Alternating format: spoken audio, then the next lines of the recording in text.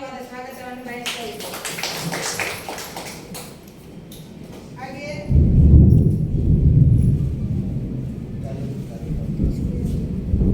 Shri Harish sir taluk ಕಾರ್ಯಕ್ರಮ ವ್ಯವಸ್ಥಾಪಕರು ಎಲ್ಲರ ಪರವಾಗಿ ಆತ್ಮೀಯ ಸ್ವಾಗತವನ್ನು ಬಯಸ್ತಾ ಇದ್ದೇನೆ.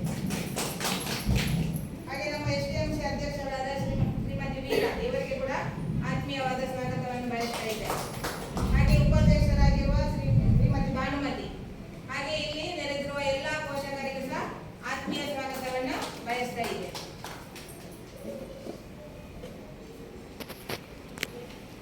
ಈಗ ಈ ಕಾರ್ಯಕ್ರಮದ ಯೋಜನೆಯ ಸಾಮಾಜಿಕ ಪರಿಶೋಧನೆಯ ಬಗ್ಗೆ ನಮ್ಮ ಅಧ್ಯಕ್ಷರು ವ್ಯವಸ್ಥಾಪಕರು ಸಾಮಾಜಿಕ ಪರಿಶೋಧನೆ ಮುಂದಿದೆ, ಇವರು ಕಾರ್ಯಕ್ರಮದ ವಿಷಯವನ್ನು ತಿಳಿಸ್ತಾ ಇದ್ದಾರೆ.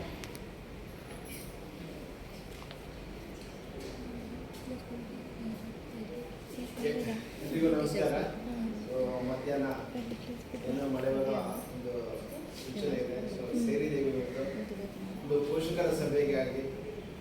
ವಿಷಯ ಏನಂತ ಗೊತ್ತಿರ್ಬೋದು ಕೆಲವರಿಗೆ, ಅಂದರೆ ಈಗ ನಮ್ಮ ತಂಡ ಮನೆ ಭೇಟಿ ಮಾಡಿದೆ. ಆ ಒಂದು ವಿಚಾರವಾಗಿ ನಿಮಗೆ ಪೂರ್ಣವಾಗಿ ಗೊತ್ತಿಲ್ಲದಿದ್ರೂ ಕೂಡ ಸ್ವಲ್ಪ ಈ ಸಭೆ ಇದೆ ಅಂತ ನಿಮಗೆ ಮಾಹಿತಿ ಕೊಟ್ಟಿದ್ದಾರೆ. ಆ ಒಂದು ಕಾರಣಕ್ಕಾಗಿ ಇವತ್ತು ಬಂದಿದ್ದೀರಾ. ಈ ಒಂದು ಸಭೆ ನಡೆಸಿದ್ರ ಉದ್ದೇಶ ಈ ಸಮಗ್ರ ಶಿಕ್ಷಣ ಕರ್ನಾಟಕ ಯೋಜನೆ ಅಂತ ಒಂದು ಯೋಜನೆಯನ್ನು ಕೇಂದ್ರ ಸರ್ಕಾರ ಜಾರಿಗೆ ತಂದಿದೆ. ಆ ಒಂದು ಯೋಜನೆ ಸರ್ಕಾರಿ ಶಾಲೆಗಳಲ್ಲಿ ಯಾವ ರೀತಿ ಅನುಷ್ಠಾನ ಆಗ್ತಿದೆ, ಅಲ್ಲಿ ಯಾವ ರೀತಿ ಕೆಲವೊಂದು ಸಮಸ್ಯೆಗಳಿದೆಯಾ ಅಥವಾ ಅದನ್ನು ಸರಿಯಾಗಿ ಸಮರ್ಪಕವಾಗಿ ಅನುಷ್ಠಾನ ಆಗ್ತಿದೆಯಾ ಅನ್ನೋ ಒಂದು ವಿಷಯದ ಬಗ್ಗೆ ಸಾಮಾಜಿಕ ಪರಿಶೀಲನೆ ನಡೆಸಿ ವರದಿ ಕೊಡಬೇಕು ಅಂತ ಸರ್ಕಾರಕ್ಕೆ ಒಂದು ಆದೇಶ ಇರೋದ್ರಿಂದ ಈ ಒಂದು ಸಾಮಾಜಿಕ ಪರಿಶೀಲನೆ ನಾವು ನಮ್ಮ ಶಾಲೆಯಲ್ಲಿ ನಡೆಸಿ ಇವತ್ತು ಈ ಬಾಲಕರ ಪೋಷಕರ ಸಭೆಯನ್ನು ಆಯೋಜನೆ ಮಾಡಿ ಅಲ್ಲಿ ವರದಿಯನ್ನು ಮಂಡಿಸಲಿಕ್ಕೆ ಒಂದು ಸಭೆಯನ್ನು ಆಯೋಜನೆ ಮಾಡಿದ್ದೇವೆ. ಈ ಒಂದು ಸಾಮಾಜಿಕ ಪರಿಶೀಲನಾ ಬಾಲಕರ ಸಭಾಧ್ಯಕ್ಷತೆಯನ್ನು ವಹಿಸಿಕೊಂಡಿರುವಂಥ ನಮ್ಮ ಮೂಡಬಿದ್ರೆ ತಾಲೂಕಿನ ಸಹಾಯಕ ನಿರ್ದೇಶಕರಾದ ಶ್ರೀಯುತ ಸಾಯಿ ಶೇಖರ್ ಹಾಗೂ ನಿಮ್ಮ ಈ ಶಾಲೆಯ ಶಾಲಾ ಮೇಲುಸ್ತುವಾರಿ ಸಮಿತಿಯ ಅಧ್ಯಕ್ಷರು ಹಾಗೂ ಉಪಾಧ್ಯಕ್ಷರೇ, ಶಾಲೆಯ ಮುಖ್ಯ ಶಿಕ್ಷಕರೇ ಮತ್ತು ಈ ಶಾಲೆಯಲ್ಲಿ ಕಲಿಯುವಂತಹ ಎಲ್ಲ ಮಕ್ಕಳ ಪೋಷಕರಿಗೆ, ಪಾಲಕರಿಗೆ. ಈ ಸಮಗ್ರ ಶಿಕ್ಷಣ ಕರ್ನಾಟಕ ಯೋಜನೆ ಏನು, ಅದರ ಬಗ್ಗೆ ತಿಳ್ಕೋಬೇಕಾಗಿದೆ. ಯಾಕಂತೇಳಿದರೆ ನಿಮ್ಮ ಶಾಲೆಯಲ್ಲಿ ನಿಮಗೆ ಸಂಬಂಧಪಟ್ಟ ಶಾಲೆಯಲ್ಲಿ ಇದರೊಂದು ಸಾಮಾಜಿಕ ಪರಿಶೀಲನೆ ನಡೆಸಿದ್ದಾರೆ. ಅದನ್ನು ಆ ಸಭೆ ಕರೆದು ನಮಗೂ ಅದರ ಬಗ್ಗೆ ಮಾಹಿತಿ ತಿಳಿಸ್ಕೊಟ್ಟಿದ್ದಾರೆ ಅನ್ನೋ ಒಂದು ವಿಷಯ ನಿಮಗೆ ಗೊತ್ತಾಗಬೇಕು. ಆ ಒಂದು ಕಾರಣಕ್ಕಾಗಿ ಇರ್ಬೋದು, ಅಥವಾ ನಿಮ್ಮಲ್ಲಿ ಏನಾದರೂ ಈ ಮುಂದಿನ ಹಂತದಲ್ಲಿ ನಿಮಗೆ ಒಂದು ವರದಿ ಮಂಡನೆ ಆಗುತ್ತೆ. ಆ ವರದಿಯಲ್ಲಿ ಏನು ವಿಷಯ ಇದೆ ಅಥವಾ ಇಲ್ಲ ನೀವು ಬರ್ಕೊಂಡಿರೋದು ಅಥವಾ ವರದಿ ಮಾಡಿರೋದು ತಪ್ಪಿದೆ, ಅದು ಹೀಗಿದೆ ಅನ್ನೋ ಒಂದು ಸಲಹೆ ಸೂಚನೆಗಳು ಕೂಡ ನಿಮ್ಮಿಂದ ಬರಲಿಕ್ಕೆ ಅವಕಾಶವನ್ನು ಇಲ್ಲಿ ಮುಕ್ತವಾಗಿ ನಾವು ಕಲ್ಪಿಸಿಕೊಡ್ತಾ ಇದ್ದೀವಿ. ಅದರಿಂದ ಮೊದಲೇ ಹೇಳುವಂತೆ ನೀವುಗಳು ಮಾತಾಡಬೇಕು. ಇದು ನಿಮ್ಮ ಸಭೆ, ಪಾಲಕರ ಸಭೆ. ಯಾಕಂತೇಳಿದ್ರೆ ಮಕ್ಕಳು ಶಾಲೆ ಕಲಿತ ನಂತರ ಮನೆಯಲ್ಲಿ ಪಾಲಕರಿಗೆ ಏನೇ ಆದರೂ ಕೂಡ ಅದು ಗೊತ್ತಾಗುತ್ತೆ. ಆ ಗೊತ್ತಾಗಿರೋ ವಿಷಯವನ್ನು ನೀವು ಅರಿತುಕೊಂಡು ಮತ್ತೆ ಸಂಬಂಧಪಟ್ಟ ಶಿಕ್ಷಕರಲ್ಲಿ ಈ ರೀತಿ ಆಗ್ತಿದೆ ಅನ್ನೋ ಒಂದು ವಿಚಾರಗಳನ್ನು ನೀವು ಮನನ ಮಾಡಿಕೊಂಡು ಅದಕ್ಕೆ ಸಂಬಂಧಪಟ್ಟ ಸಮಸ್ಯೆ ಇತ್ಯರ್ಥಪಡಿಸಿಕೊಂಡು ಪರಿಹಾರವನ್ನು ಕಂಡುಕೊಳ್ತಾ ಇದ್ದೀರಾ ಇತ್ತೀಚಿನ ದಿನಗಳವರೆಗೆ ಕೂಡ.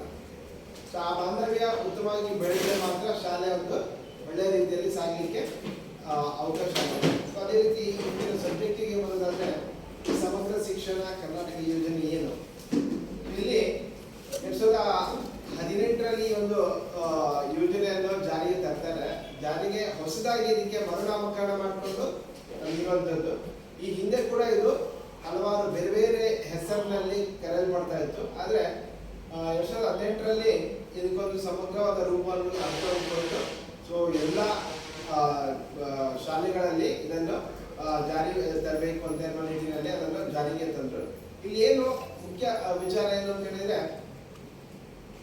ಇಲ್ಲಿ ಯಾರೆಲ್ಲ ಈ ಸಮಗ್ರ ಶಿಕ್ಷಣ ಕರ್ನಾಟಕ ಯೋಜನೆಯಲ್ಲಿ, ಅಂದ್ರೆ ನಮ್ಮ ಕರ್ನಾಟಕಕ್ಕೆ ಬರುವಾಗ ಕರ್ನಾಟಕ ಅಂತ ಹೆಸರು ಕೊಟ್ಕೊಳ್ಳುತ್ತೆ. ಈ ಸಮಗ್ರ ಶಿಕ್ಷಣ ಯೋಜನೆ ಏನು, ಸೊ ಅದರಲ್ಲಿ ಯಾರೆಲ್ಲ ಬರ್ತಾರೆ ಅನ್ನೋ ಅಂಶ ತಿಳ್ಕೊಂಡ್ರೆ ಇಲ್ಲಿ ಪ್ರೀ ಸ್ಕೂಲಿಂದ ಹಿಡಿದು 12ನೇ ತರಗತಿಯವರೆಗೆ ಕಲಿಯತಕ್ಕಂತಹ ಮಕ್ಕಳು, ಸೊ ಇಲ್ಲಿಯ ಒಂದು ಫಲಾನುಭವಿಗಳು. ಅಂದ್ರೆ ಅವರಿಗೆ ಏನು ಸಿಗ್ತಕ್ಕಂತಹ ಶಿಕ್ಷಣ, ಉಚಿತ ಶಿಕ್ಷಣ ಒಂದು ಗುಣಮಟ್ಟದಿಂದ ಕೂಡಿರುವಂತಹ ಶಿಕ್ಷಣ ಆಗಬೇಕು.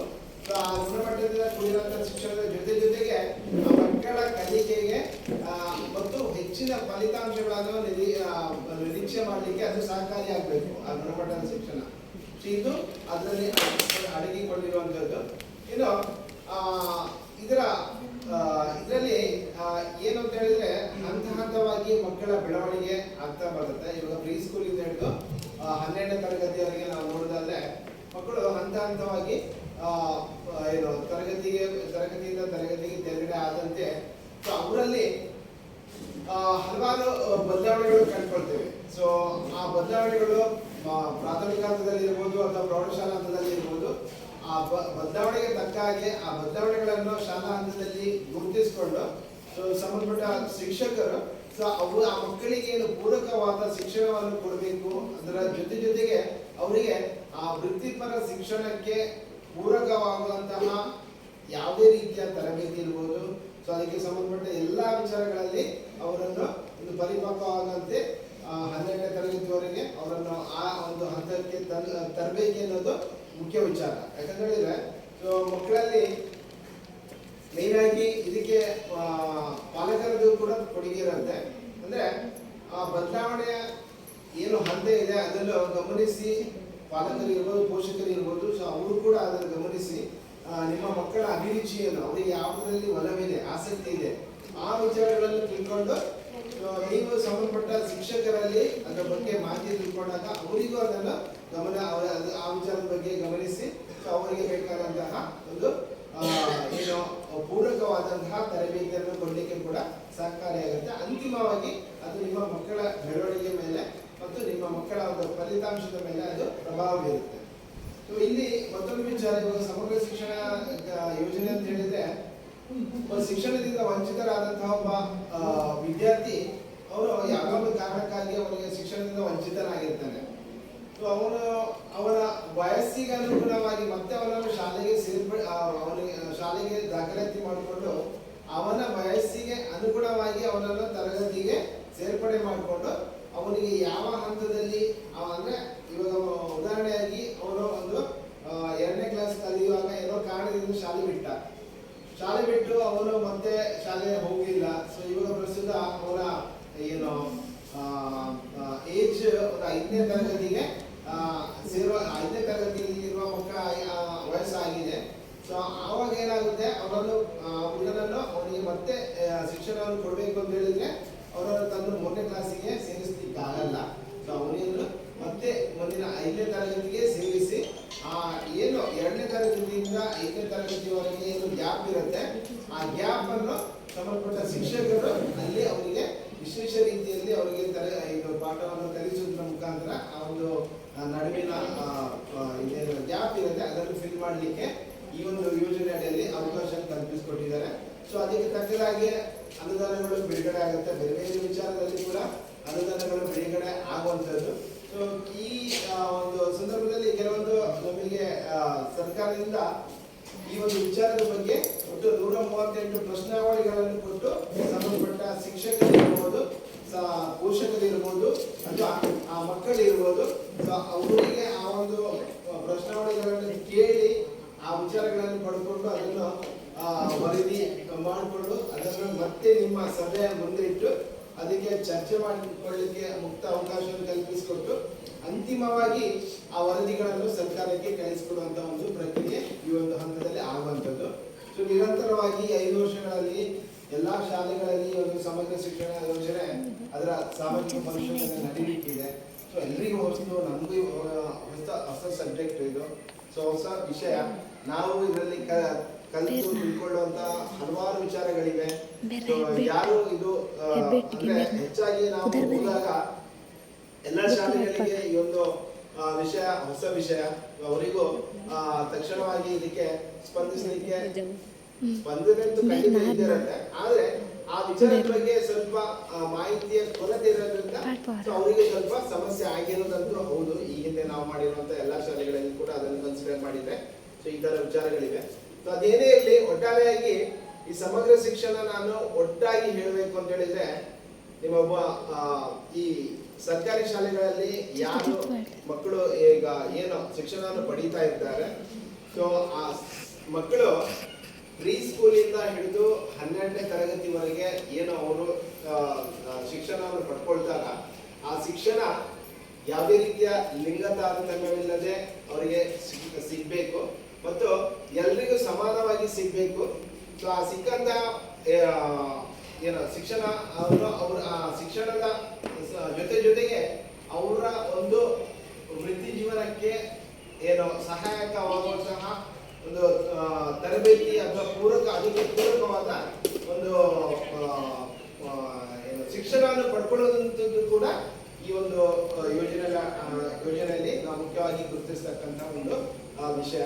ಯಾಕಂತ ಹೇಳಿದ್ರೆ ಈಗ ನಿಮ್ಮ ಮಕ್ಕಳು ನಿಮ್ಮ ಮಗು 12ನೇ ತರಗತಿ ದಾಟಿ ಹೊರಗೆ ಬರುವಾಗ ಆ ಮಗು ಯಾವ ರೀತಿ ಸದೃಢವಾಗಿರ್ಬೇಕು ಅಂತ ಹೇಳಿದ್ರೆ, ಸೊ ಬೇರೆ ಖಾಸಗಿ ಶಾಲೆಗಳಲ್ಲಿ ಶಾಲೆ ಕಲಿತಂತಹ ಮಕ್ಕಳು ಯಾವ ರೀತಿ ಈಗ ವೃತ್ತಿ ಶಿಕ್ಷಣಕ್ಕೆ ಸಂಬಂಧಪಟ್ಟ ಪರೀಕ್ಷೆಗಳನ್ನು ಎದುರಿಸ್ತಾರೋ, ಸೊ ಅದೇ ರೀತಿ ಸರ್ಕಾರಿ ಶಾಲೆಯಲ್ಲಿ ಕಲಿತ ಒಬ್ಬ ವಿದ್ಯಾರ್ಥಿ ಕೂಡ ಅದನ್ನು ಎದುರಿಸಲಿಕ್ಕೆ ಎಲ್ಲ ಒಂದು ವಿದ್ಯೆಗಳನ್ನು ಕೂಡ ಅವನು ಅಂತಿಮವಾಗಿ ಕಲಿತಿರ್ಬೇಕು. ಅಂದ್ರೆ 12ನೇ ತರಗತಿ ಪಾಸ್ ಆಗಿ ಅವನು ಹೊರಗೆ ಬರುವಾಗ ಆ ಎಲ್ಲ ವಿದ್ಯೆಗಳನ್ನು ಕೂಡ ಇವನು ಕೂಡ ಕಲಿತು ಅವರಿಗೆ ಒಂದು ಸವಾಲು ಒಡ್ಡುವಂತಹ ಒಂದು ರೀತಿಯಲ್ಲಿ ಈ ಮಕ್ಕಳನ್ನು ಪ್ರಿಪೇರ್ ಮಾಡಬೇಕು ಈ ಶಾಲೆಯಲ್ಲಿ ಎನ್ನುವುದು ಸಮಗ್ರ ಶಿಕ್ಷಣದ ಮುಖ್ಯ ಉದ್ದೇಶ. ಸೊ ಆ ನಿಟ್ಟಿನಲ್ಲಿ ಎಲ್ಲರ ಪಾತ್ರ ಇದೆ. ಸೊ ಶಿಕ್ಷಕರ ಪಾತ್ರ ಇದೆ, ಮಕ್ಕಳ ಪೋಷಕರ ಪಾತ್ರ ಇದೆ. ಪೋಷಕರು ಬರೀ ಮಕ್ಕಳನ್ನು ಶಾಲೆಗೆ ತಂದು ಬಿಟ್ರೆ ಆಗಲ್ಲ. ಸೊ ಆ ಮಕ್ಕಳನ್ನು ಶಾಲೆಗೆ ತಂದು ಬಿಡುವುದರ ಜೊತೆಗೆ ನಿಮಗೂ ನಿಮ್ಮದೇ ಆದಂತಹ ಜವಾಬ್ದಾರಿಗಳಿರುತ್ತೆ. ಸೊ ಮಕ್ಕಳ ಒಂದು ಎಲ್ಲ ಆಗುಹೋಗುಗಳನ್ನು ನೀವು ಹತ್ತಿರದಿಂದ ನೋಡ್ಬೇಕಾಗತ್ತೆ.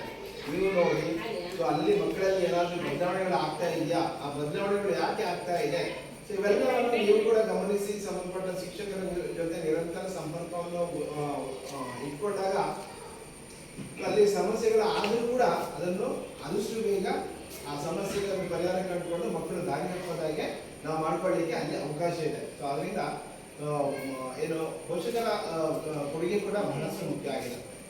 ಸೊ ಇದು ಈ ಸಮಗ್ರ ಶಿಕ್ಷಣದ ಮುಖ್ಯ ವಿಚಾರ.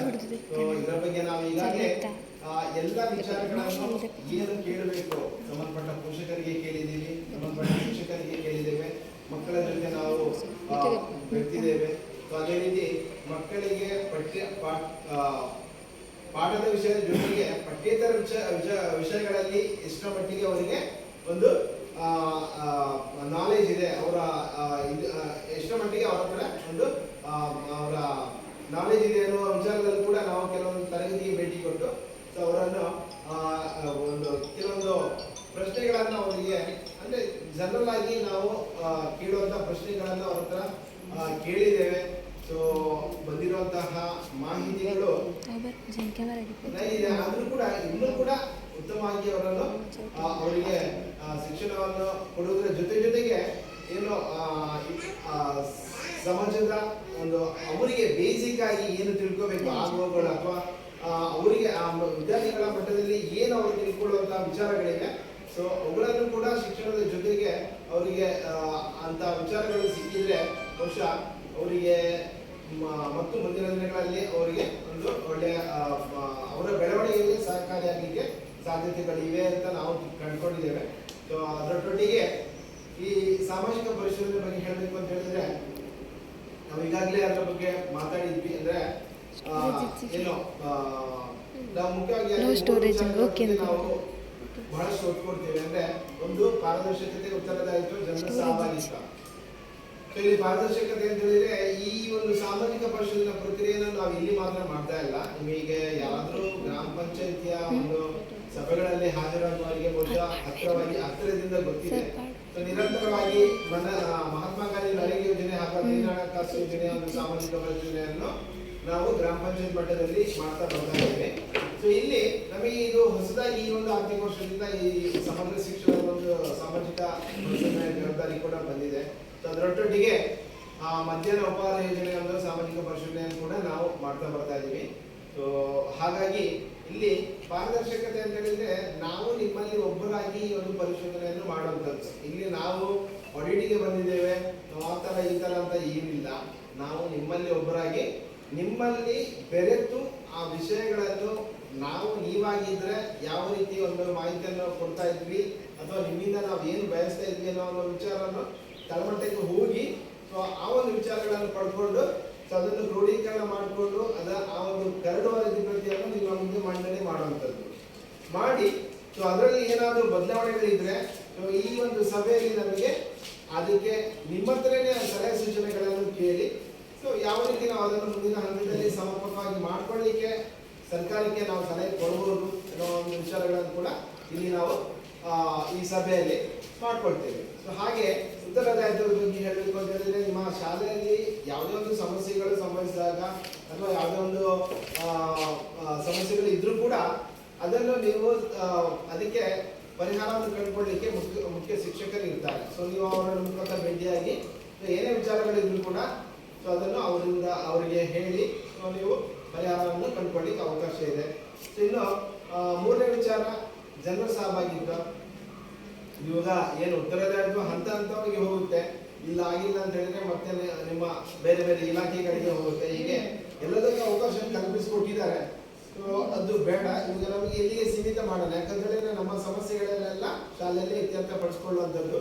ಸೊ ಅದರಿಂದ ನೀವು ಏನೇ ಸಮಸ್ಯೆಗಳಿದ್ರೂ ಮುಖ್ಯ ಶಿಕ್ಷಕರ ಗಮನಕ್ಕೆ ತಂದಾಗ ಅವರು ಖಂಡಿತ ಅದನ್ನು ಅಥವಾ ನಿಮ್ಮ ಶಾಲಾಭಿವೃದ್ಧಿ ಮೇಲುಸ್ತುವಾರಿ ಸಮಿತಿ ಅಧ್ಯಕ್ಷರು ಅಥವಾ ಉಪಾಧ್ಯಕ್ಷರು ಯಾರಿರ್ತಾರೆ ಸೊ ಅವರ ಗಮನಕ್ಕೆ ತಂದಾಗ ಖಂಡಿತ ಅದರ ಬಗ್ಗೆ ಕ್ರಮ ತೆಗೆದುಕೊಳ್ಳಿಕ್ಕೆ ಎಲ್ಲರೂ ಕಾಳಜಿಯಿಂದ ಕ್ರಮ ವಹಿಸ್ತಾರೆ. ಯಾಕಂತ ಹೇಳಿದ್ರೆ ಇಲ್ಲಿ ಇರುವವರು ಎಲ್ಲರೂ ಮಕ್ಕಳ ಪೋಷಕರೇ, ಸೊ ಬೇರೆ ಯಾರು ಹೊರಗಿನವರಿಲ್ಲ. ಸೊ ಅದರಿಂದ ಅಂತಿಮವಾಗಿ ನಮಗೆ ಮಕ್ಕಳ ಒಂದು ಟೋಟಲ್ ನಾವೇನು ಬಯಸ್ತೀವಿ ಅಂತ ಹೇಳಿದ್ರೆ ನಮ್ಮ ಮಕ್ಕಳ ಒಂದು ಬೆಳವಣಿಗೆ. ಸೊ ಅದು ನಾವು ಅದು ಯಾವುದೇ ರೀತಿಯಲ್ಲಿ ಆಗ್ಬೋದು. ಸೊ ಅದಕ್ಕೆ ಏನ್ ಬೇಕು ಅದೆಲ್ಲವನ್ನು ಮಾಡ್ಕೊಳ್ಳಿಕ್ಕೆ ಎಲ್ಲ ಪೋಷಕರು ತಯಾರಿದ್ದಾರೆ. ಸೊ ಅದೇ ರೀತಿ ಜನ ಸಾಮಾಜಿಕ ಮತ್ತೊಮ್ಮೆ ನಿಮ್ಮಲ್ಲಿ ಅವರದ್ದೇ ಸೊ ನಿಮ್ಮ ಸಹಕಾರ ಈ ಸಭೆ ನಡೆಯಬೇಕಂತ ಹೇಳಿದ್ರೆ ನಿಮ್ಮಗಳ ಸಹಕಾರ ಕೂಡ ಇದೆ. ಸೊ ಯಾಕಂತ ಹೇಳಿದ್ರೆ ಸಭೆಗೆ ಬಂದು ನಿಮ್ಮ ಇರುವಿಕೆಯನ್ನು ನೀವು ವ್ಯಕ್ತಪಡಿಸಿದಾಗ ಮಾತ್ರ ಈ ಒಂದು ಸಭೆಗಳಿಗೆ ಒಂದು ತೂಕ ಬರುತ್ತೆ. ಯಾಕಂತ ಹೇಳಿದ್ರೆ ಸರ್ಕಾರ ಇಷ್ಟೆಲ್ಲ ವೆಚ್ಚ ಮಾಡಿಕೊಂಡು ಈ ಒಂದು ಯೋಜನೆಯ ಯೋಜನೆಗಳು ಸರ್ಕಾರ ಜಾರಿಗೆ ತಂದೆ ತರುತ್ತೆ. ಆ ಜಾರಿಗೆ ತಂದಂತಹ ಯೋಜನೆಗಳು ಅದು ಅನುಷ್ಠಾನ ಆಗಬೇಕು ಅಂತ ಹೇಳಿದ್ರೆ ಅದು ತಳಮಟ್ಟದಲ್ಲಿ ಇರುತ್ತೆ. ಆ ತಳಮಟ್ಟದಲ್ಲಿ ಅನುಷ್ಠಾನ ಮಾಡುವಾಗ ಏನೆಲ್ಲ ಸಮಸ್ಯೆಗಳು ಉದ್ಭವ ಆಗುತ್ತೆ ಅದು ನೇರವಾಗಿ ಸರ್ಕಾರಕ್ಕೆ ತಿಳಿಯಲ್ಲ. ಸೊ ಆದ್ರಿಂದ ಎಲ್ಲ ಒಂದು ಕೆಲಸ ಕಾರ್ಯಗಳನ್ನು ಮಾಡಿಕೊಂಡು ಸರ್ಕಾರ ಮತ್ತೆ ವರದಿ ಪಡ್ಕೊಂಡು ಸೊ ಅದರಲ್ಲಿ ಏನಾದರೂ ನ್ಯೂನತೆಗಳಿದೆಯಾ, ಸೊ ಇದನ್ನು ನಾವು ಮುಂದಿನ ಹಂತದಲ್ಲಿ ಯಾವ ರೀತಿ ಪರಿಹಾರ ಕಂಡುಕೊಳ್ಬಹುದು ಅನ್ನೋ ಒಂದು ಬಗ್ಗೆ ತಜ್ಞರಿಂದ ಅಭಿಪ್ರಾಯಗಳನ್ನು ಸಂಗ್ರಹಿಸಿಕೊಂಡು ಮತ್ತೆ ಅದನ್ನು ಕಾರ್ಯರೂಪಕ್ಕೆ ತಂದು ಮತ್ತೆ ಅನುಷ್ಠಾನಕ್ಕೆ ಆದೇಶ ಮಾಡಿ ಮತ್ತೆ ಅದು ಬೇರೆ ರೀತಿಯಲ್ಲಿ ನಿಮಗೆ ಅನುಕೂಲ ಆಗುತ್ತೆ. ಸೊ ಆ ಥರ ಇಲ್ಲಿ ಏನಾಗುತ್ತೆ ಅಂತ ಹೇಳಿದ್ರೆ ನಿಮ್ಮಗಳ ಭಾಗವಹಿಸಿಕೆ ಬಹಳಷ್ಟು ಮುಖ್ಯ ಆಗುತ್ತೆ. ಸೊ ವರದಿಗಳು ಏನೇ ಇರ್ಬೋದು, ಯಾವುದನ್ನು ನಾವು ಪಾಸಿಟಿವ್ ಆಗಿ ತೆಕ್ಕೊಳ್ಳುವಂತ ಒಂದು ಇದನ್ನು ಬೆಳೆಸ್ಕೋಬೇಕು. ಯಾಕಂತ ಹೇಳಿದ್ರೆ ಸಮಸ್ಯೆಗಳಿದೆ ಅಂತ ನಾವು ಬಿಂಬಿಸಬೇಕು. ಇಲ್ಲ ಅಂತ ಹೇಳಿ ಬಿಂಬಿಸಿದ್ರೆ ಅಲ್ಲಿ ಸಮಸ್ಯೆಗಳು ಮತ್ತಷ್ಟು ಜಟಿಲವಾಗಿ ಹೋಗ್ತವೆ. ಸೊ ಅದರಿಂದ ಪ್ರತಿಯೊಬ್ಬರು ಆ ಸಮಸ್ಯೆಗಳ ಇರುವಿಕೆಯನ್ನು ಗುರುತಿಸಿ ಅದು ಆಗದ ಹಾಗೆ ಯಾವ ರೀತಿ ಕ್ರಮ ತೆಗೆದುಬಹುದು ಅಥವಾ ಯಾರಿಗೆ ಹೇಳಿದ್ರೆ ಇದು ಈ ಸಮಸ್ಯೆ ಇತ್ಯರ್ಥ ಆಗುತ್ತೆ ಅನ್ನೋ ಒಂದು ವಿಚಾರವನ್ನು ನೀವು ತಿಳ್ಕೊಂಡು ನಿಮ್ಮ ಧ್ವನಿ ಎತ್ತುವುದು ಇದೆಯಲ್ವಾ ಅದು ಬಹಳಷ್ಟು ಪ್ರಾಮುಖ್ಯತೆಯನ್ನು ಪಡ್ಕೊಳ್ಳುತ್ತೆ. ಸೊ ಅದರಿಂದ ಇಷ್ಟು ಈ 3 ವಿಚಾರಗಳನ್ನು ಇಟ್ಕೊಂಡು ನಾವು ಸಾಮಾಜಿಕ ಪರಿಶೀಲನೆಯನ್ನು ಮಾಡ್ತಾ ಬರ್ತಾ ಇದ್ದೀವಿ. ಕಳೆದ 3 ದಿನಗಳಿಂದ ನಾವು ಈ ಶಾಲೆಯಲ್ಲಿ ನಾವು ಸಾಮಾಜಿಕ ಪರಿಶೀಲನೆ ನಡೆಸಿದ್ದೀವಿ. ಎಲ್ಲರ ಸಹಕಾರ ಇತ್ತು. ಸೊ ಮಕ್ಕಳು ಕೂಡ ಸ್ಪಂದನೆಯನ್ನು ಕೊಟ್ಟಿದ್ದಾರೆ. ಸೊ ಆ ಒಂದು ವರದಿ ಮುಂದೆ ನಿಮಗೆ ಮಂಡನೆ ಆಗುತ್ತೆ. ಅದರ ಬಗ್ಗೆ ಖಂಡಿತ ನೀವು ಏನಾದರೂ ನಿಮ್ಮ ಸಲಹೆ ಸೂಚನೆಗಳು ಅಥವಾ ನಿಮ್ಮ ಅದರ ಬಗ್ಗೆ ಚರ್ಚೆಗೆ ನಿಮಗೆ ಮುಕ್ತವಾಗಿ ಅವಕಾಶವನ್ನು ಕಾರ್ಯಸೂಚಿಯಲ್ಲಿ ಕೊಟ್ಟಿದ್ದೇವೆ. ಸೊ ಅಥವಾ ನಿಮ್ಮ ಸಲಹೆ ಸೂಚನೆಗಳಿಗೆ ಏನಿದ್ರು ಕೂಡ ಅದನ್ನು ನಮ್ಮ ಗಮನಕ್ಕೆ ತನ್ನಿ. ಸೊ ನಾವು ಅದನ್ನು ಇಲ್ಲಿ ದಾಖಲೆ ಮಾಡಿಕೊಂಡು ಅದು ಸರ್ಕಾರದ ಗಮನಕ್ಕೆ ತರುವಂತಹ ಒಂದು ಪ್ರಯತ್ನವನ್ನು ನಾವು ಮಾಡ್ತೇವೆ ಅಂತ ಹೇಳುತ್ತಾ ಈ ಒಂದು ಸಭೆಯಲ್ಲಿ ನಮಗೆ ಈ ಸಮಗ್ರ ಯೋಜನೆಯ ಬಗ್ಗೆ ಮತ್ತು ಸಾಮಾಜಿಕ ಪರಿಶೀಲನೆ ಬಗ್ಗೆ ಪ್ರಾಸ್ತಾವಿಕವಾಗಿ ಮಾತನಾಡಲಿಕ್ಕೆ ಅನುವು ಮಾಡಿಕೊಟ್ಟಿದ್ದೀರಾ. ಎಲ್ಲರನ್ನು ವಂದಿಸ್ತಾ ಇದ್ದೀನಿ. ಸಮಗ್ರ ಶಿಕ್ಷಣ ಕರ್ನಾಟಕ ಯೋಜನೆ ಮತ್ತು ಸಾಮಾಜಿಕ ಪರಿಶೋಧನೆಯ ಬಗ್ಗೆ ಪ್ರಾಸ್ತಾವಿಕವಾಗಿ ಸವಿವರವಾಗಿ ಮಾತನಾಡಿದಂತಹ ಹರೀಶ್ ಸರ್ ಇವರಿಗೆ ಧನ್ಯವಾದಗಳು. ಮುಂದೆ ಸಮಗ್ರ ಶಿಕ್ಷಣ ಕರ್ನಾಟಕ ಯೋಜನೆಯ ಸಾಮಾಜಿಕ ಪರಿಶೋಧನಾ ವರದಿಯ ಬಗ್ಗೆ ವರದಿ ಮಂಡನೆ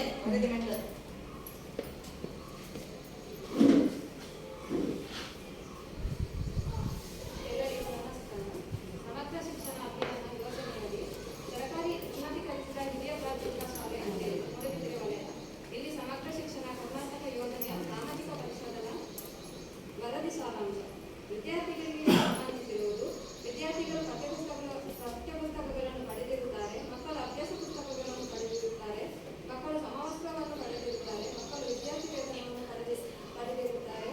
ನಿಯಮಾನುಸಾರ ಅರ್ಹ ವಿದ್ಯಾರ್ಥಿಗಳಿಗೆ ಸಾರಿಗೆ ವ್ಯವಸ್ಥೆಯನ್ನು ನೀಡಲಾಗಿಲ್ಲ. ಸದರಿ ಸಾಲಿನ ಹಿಂದಿನ ಮಾಹಿತಿಯಲ್ಲಿ ವಿದ್ಯಾರ್ಥಿಗಳು ಸರಾಸರಿ ಹಾಜರಾತಿ 60% 80% ಇದೆ. ಶಾಲೆಗೆ ಬರುವ ಮಾರ್ಗವು ಸುರಕ್ಷಿತವಾಗಿದೆ. ಮಕ್ಕಳನ್ನು ಅವರ ವಯಸ್ಸಿನ ಅನುಗುಣವಾಗಿ ತರಗತಿಗಳಿಗೆ ದಾಖಲಾತಿ ಮಾಡಿಕೊಳ್ಳಲಾಗಿದೆ. ಮಕ್ಕಳಿಗೆ ಅವರ ವಯಸ್ಸಿನ ಅನುಗುಣದ ತರಗತಿಗೆ ವಿಶೇಷ ತರಬೇತಿಯನ್ನು ನೀಡಲಾಗಿದೆ. ಯಾವುದೇ ಮಕ್ಕಳು ಶಾಲೆಗೆ ತಡವಾಗಿ ದಾಖಲಾಗಿರುವ ಪ್ರಕರಣ ಕಂಡುಬಂದಿಲ್ಲ. ಸೂಕ್ತ ದಾಖಲೆಗಳಿಲ್ಲದ ಕಾರಣ ಶಾಲಾ ದಾಖಲಾತಿಯನ್ನು ನಿರಾಕರಿಸುವ ಪ್ರಕರಣ ಕಂಡುಬಂದಿಲ್ಲ. ಸೆಪ್ಟೆಂಬರ್ 2017ರಿಂದ 2021ರವರೆಗೆ ಜನಿಸಿದ ಮಕ್ಕಳ ಸಂಖ್ಯೆ 73. ಯಾವುದೇ ಮಕ್ಕಳು ಶಾಲೆಯಿಂದ ಹೊರಗುಳಿದ ಪ್ರಕರಣ ಕಂಡುಬಂದಿಲ್ಲ. ಈ ಪೈಕಿ 34 ಮಕ್ಕಳು ಖಾಸಗಿ ಶಾಲೆಯಲ್ಲಿ ಶಿಕ್ಷಣ ಪಡೆಯುತ್ತಿದ್ದಾರೆ. ಮಕ್ಕಳಿಗೆ ತಾರತಮ್ಯ, ದೈಹಿಕ ಶಿಕ್ಷೆ, ಮಾನಸಿಕ ಕಿರುಕುಳ ಮತ್ತು ಲೈಂಗಿಕ ಕಿರುಕುಳ ನೀಡಲಾಗುತ್ತಿಲ್ಲ. ಎಲ್ಲ ಅಪೇಕ್ಷಣೀಯ ಮಕ್ಕಳಿಗೆ ವರ್ಗಾವಣೆ ಪ್ರಮಾಣ ಪತ್ರಗಳನ್ನು ನೀಡಲಾಗಿದೆ. ವಿಶೇಷ ಅಗತ್ಯವುಳ್ಳ ಮಕ್ಕಳ ವೈದ್ಯಕೀಯ ನ್ಯೂನತೆ ವೈದ್ಯಕೀಯ ಮೌಲ್ಯಾಂಕನ ತಪಾಸಣಾ ಶಿಬಿರ ನಡೆಸಲಾಗಿದೆ. ವಿಶೇಷ ಅಗತ್ಯವುಳ್ಳ ಮಕ್ಕಳು ಯಾವುದೇ ಅಡೆತಡೆಗಳಿಲ್ಲದೆ ಶಾಲೆಗೆ ಹಾಜರಾಗುತ್ತಾರೆ. ವಿಶೇಷ ಅಗತ್ಯವುಳ್ಳ ಮಕ್ಕಳಿಗೆ 1800 ಪ್ರಯಾಣ ಭತ್ಯೆಯನ್ನು ನೀಡಲಾಗಿದೆ. ಶಿಕ್ಷಣ ಇಲಾಖೆಯಿಂದ ವಿಶೇಷ ಅಗತ್ಯವುಳ್ಳ ಮಕ್ಕಳಿಗೆ ನೀಡುತ್ತಿರುವ ಸೌಲಭ್ಯಗಳು, ಯೋಜನೆಗಳು ಮತ್ತು ರಿಯಾಯಿತಿಗಳ ಬಗ್ಗೆ ಅವರಿಗೆ ಅರಿವಿದೆ. ಶಿಕ್ಷಕರಿಗೆ ಸಂಬಂಧಿಸಿರುವುದು ಸದರಿ ಶಾಲೆಯಲ್ಲಿ 2022-23ನೇ ಅವಧಿಯಲ್ಲಿ ಮುಖ್ಯ ಶಿಕ್ಷಕರನ್ನು ಸೇರಿಸಿ 5 ಶಿಕ್ಷಕರು ತರಗತಿಯಲ್ಲಿ ಕರ್ತವ್ಯ ನಿರ್ವಹಿಸುತ್ತಿದ್ದರು. ಶಿಕ್ಷಕರು ನಿಯಮಿತವಾಗಿ ಶಾಲೆಗೆ ಹಾಜರಾಗುತ್ತಾರೆ. ಶಿಕ್ಷಕರು ನಿಯಮಿತವಾಗಿ ಪೋಷಕರನ್ನು ಭೇಟಿ ಮಾಡಿ ಮಕ್ಕಳ ಹಾಜರಾತಿ ಸಾಮರ್ಥ್ಯ ಮತ್ತು ಕಲಿಕಾ ಪ್ರಗತಿಗಳ ಬಗ್ಗೆ ವಿವರಿಸುತ್ತಾರೆ. ಶಿಕ್ಷಕರು ತರಗತಿ ಬೋಧನೆಯಲ್ಲಿ ಉತ್ತಮ ರೀತಿಯಲ್ಲಿ ತೊಡಗಿಸಿಕೊಳ್ಳುತ್ತಾರೆ. ಸದರಿ ಶಾಲೆಯಲ್ಲಿ ಶಿಕ್ಷಕರ ಕೊರತೆ ಕಂಡುಬಂದಿರುವುದಿಲ್ಲ. ಕಲಾ ಶಿಕ್ಷಣಕ್ಕೆ ಅರೆಕಾಲಿಕ ಬೋಧಕರನ್ನು ಹಿರಿಯ ಪ್ರಾಥಮಿಕ ಶಾಲೆಯಲ್ಲಿ ನೇಮಕ ಮಾಡಲಾಗಿಲ್ಲ. ಆರೋಗ್ಯ ಮತ್ತು ದೈಹಿಕ ಶಿಕ್ಷಣಕ್ಕೆ ಅರೆಕಾಲಿಕ ಬೋಧಕರನ್ನು ಹಿರಿಯ ಪ್ರಾಥಮಿಕ ಶಾಲೆಯಲ್ಲಿ ನೇಮಕ ಮಾಡಲಾಗಿಲ್ಲ. ಪೂರ್ಣವಾಗಿ ಮುಖ್ಯ ಶಿಕ್ಷಕರನ್ನು ಹಿರಿಯ ಪ್ರಾಥಮಿಕ ಶಾಲೆಯಲ್ಲಿ ನೇಮಕ ಮಾಡಲಾಗಿದೆ. ಶಿಕ್ಷಕರು ಬೋಧನಾ ಕಾರ್ಯವನ್ನು ಹೊರತುಪಡಿಸಿ ಚುನಾವಣಾ ಕಾರ್ಯಗಳಲ್ಲಿ ತೊಡಗಿಸಿಕೊಳ್ಳುತ್ತಾರೆ. ಆಡಳಿತ ಮತ್ತು ಹಣಕಾಸಿಗೆ ಸಂಬಂಧಿಸಿರುವುದು ಹಿರಿಯ ಪ್ರಾಥಮಿಕ ಶಾಲೆಯಲ್ಲಿ ವರ್ಷಕ್ಕೆ ಕನಿಷ್ಠ ಪಕ್ಷ 220 ಕೆಲಸದ ದಿನಗಳಿವೆ. ಪ್ರತಿ ತಿಂಗಳು SDMC ಸಭೆಗಳು ನಡೆಯುತ್ತದೆ. SDMC ಶಾಲಾ ಅಭಿವೃದ್ಧಿ ಯೋಜನೆಯನ್ನು ಸಿದ್ಧಪಡಿಸಿದೆ. SDMCಯು ಶಾಲೆಯ ಮೇಲುಸ್ತುವಾರಿಯನ್ನು ಮಾಡುತ್ತದೆ. SDMCಯು ಸದಸ್ಯರಿಗೆ ಅವರ SDMCಯು ಸದಸ್ಯರೆಂಬ ಅರಿವು ಇದೆ. ಕ್ಷೇತ್ರ ಶಿಕ್ಷಣಾಧಿಕಾರಿಗಳು 1 ಬಾರಿ, ಕ್ಷೇತ್ರ ಸಮನ್ವಯ ಅಧಿಕಾರಿಯವರು 1 ಬಾರಿ ಶಾಲೆಗೆ ಭೇಟಿ ನೀಡಿರುತ್ತಾರೆ. ಕ್ಲಸ್ಟರ್ ಸಂಪನ್ಮೂಲ ವ್ಯಕ್ತಿಯು ಕಳೆದ 12 ತಿಂಗಳುಗಳಲ್ಲಿ 7 ಬಾರಿ ಭೇಟಿ ನೀಡಿರುತ್ತಾರೆ. ಶಾಲೆಯು ಸಂಯುಕ್ತ ಶಾಲಾ ಅನುದಾನವನ್ನು ಪಡೆದಿರುವುದಿಲ್ಲ. ಕ್ರೀಡಾ ಸಾಮಗ್ರಿಗಳಿಗಾಗಿ ಪಂಚಾಯತ್ನಿಂದ 10,000 ಮೌಲ್ಯದ ಕ್ರೀಡಾ ಸಾಮಗ್ರಿಗಳನ್ನು ಪಡೆದಿರುತ್ತದೆ. ಗ್ರಂಥಾಲಯಕ್ಕಾಗಿ ಶಾಲೆಯ ಅನುದಾನವನ್ನು ಪಡೆದಿರುವುದಿಲ್ಲ. ಶಾಲೆಯನ್ನು ಇತರ ಉದ್ದೇಶಗಳಿಗೆ ಬಳಸಲಾಗುತ್ತಿಲ್ಲ. ಪ್ರವೇಶಾತಿಗೆ ಶುಲ್ಕವನ್ನು ಪಾವತಿಸಿಕೊಳ್ಳಲಾಗಿಲ್ಲ. ಕ್ಯಾಪಿಟೇಷನ್ ಶುಲ್ಕ, ಪ್ರವೇಶ ಶುಲ್ಕ, ಬೋಧನಾ ಶುಲ್ಕ ಮತ್ತು ಇತರ ಶುಲ್ಕಗಳನ್ನು ಮತ್ತು ವೆಚ್ಚಗಳನ್ನು ಪಾವತಿಸಿಕೊಳ್ಳಲಾಗಿಲ್ಲ. ಶಾಲಾ ಅಭಿವೃದ್ಧಿ ಮತ್ತು ಮೇಲುಸ್ತುವಾರಿ ಸಮಿತಿಯನ್ನು ರಚಿಸಲಾಗಿದೆ. SDMCಯ ಸದಸ್ಯರ 4/3 ಸದಸ್ಯರು ಶಾಲೆಯಲ್ಲಿ ವ್ಯಾಸಂಗ ಮಾಡುತ್ತಿರುವ ಮಕ್ಕಳ ಪೋಷಕರಾಗಿದ್ದಾರೆ. SDMC ಸದಸ್ಯರಲ್ಲಿ ಅರ್ಧದಷ್ಟು ಮಹಿಳೆಯರಾಗಿದ್ದಾರೆ. ಶಾಲೆಗೆ ಸಂಬಂಧಿಸಿರುವುದು ಎಲ್ಲ ಹವಾಮಾನದಿಂದ ಸುರಕ್ಷಿತವಾದ ಶಾಲಾ ಕಟ್ಟಡ ಇದೆ. ಸಾಕಷ್ಟು ತರಗತಿ ಕೊಠಡಿಗಳಿವೆ. ಮುಖ್ಯ ಶಿಕ್ಷಕರಿಗೆ ಕೊಠಡಿ ಇದೆ. ಸಹ ಶಿಕ್ಷಕರಿಗೆ ಕೊಠಡಿ ಇಲ್ಲ. ಬಾಲಕರಿಗೆ ಸಾಕಷ್ಟು ಶೌಚಾಲಯ ವ್ಯವಸ್ಥೆ ಇದೆ. ಆದರೆ ಹಳೆಯ ಕಟ್ಟಡವಾಗಿರುವುದರಿಂದ ಬಾಲಕರಿಗೆ ಯೋಗ್ಯವಾಗಿಲ್ಲ. ನೀರಿನ ವ್ಯವಸ್ಥೆ ಇದೆ. ಬಾಲಕರಿಗೆ ಶೌಚಾಲಯ ವ್ಯವಸ್ಥೆ ಇದೆ. ನೀರಿನ ವ್ಯವಸ್ಥೆ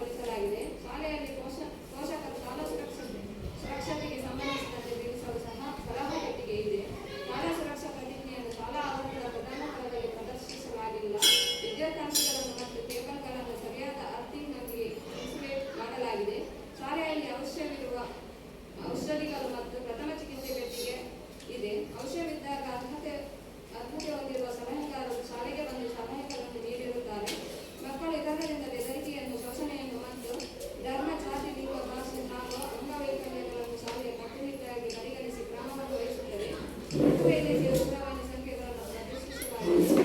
ವಿಶೇಷ ಅಗತ್ಯವಿರುವ ಮಕ್ಕಳೊಂದಿಗೆ ಸಮನ್ವಯಗೊಳಿಸುವ ಮಕ್ಕಳಿಗೆ ಮತ್ತು ಶಿಕ್ಷಕರಿಗೆ ಸಂವೇದನಶೀಲತೆಗಾಗಿ ಜಾಗೃತಿ ಕಾರ್ಯಕ್ರಮಗಳನ್ನು ಹಮ್ಮಿಕೊಂಡಿಲ್ಲ.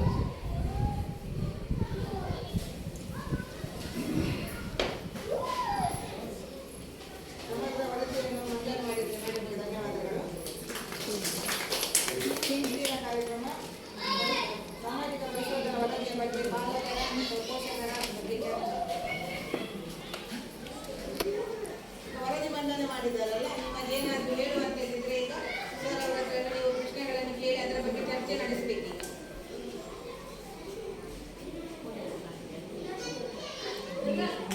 ವರದಿಯನ್ನು ಕೇಳಿದ್ದೀರಲ್ಲ, ಅದರಲ್ಲಿ ಏನಾದರೂ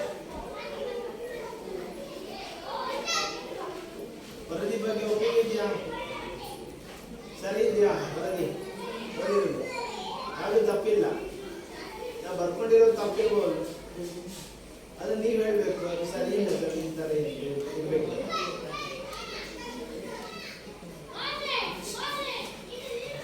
ಅಲ್ವಾ?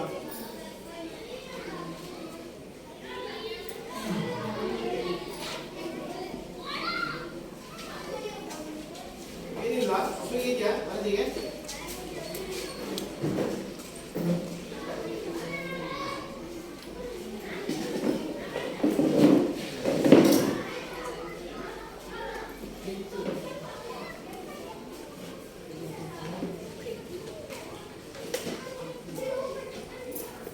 ಇದು ಮಾತಾಡಲ್ಲ, ನಾವು ನಿಮ್ಮಿಂದ ಎಕ್ಸ್ಪೆಕ್ಟ್ ಮಾಡದೆ ಮಾತಾಡಬೇಕು. ಈಗ ಮುಂದೆ ಸಭೆ ಅಲ್ಲಿ ಹಾಕಿದೇವಲ್ಲ, ಪಾಲಕರ ಸಭೆ ಅಂತ ಪಾಲಕ ಮಾತಾಡಿ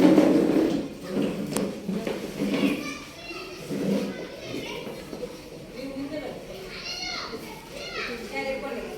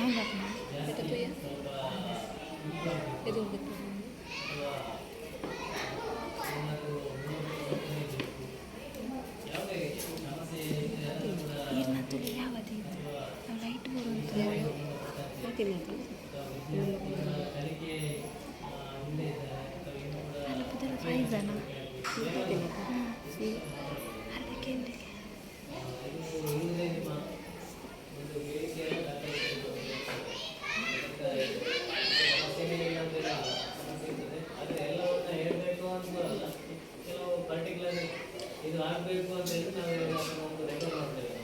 ನಾವು ಈ ವರದಿ ಕೂಡ ಸರ್ಕಾರಕ್ಕೆ ಹೋಗುವಂಥದ್ದು.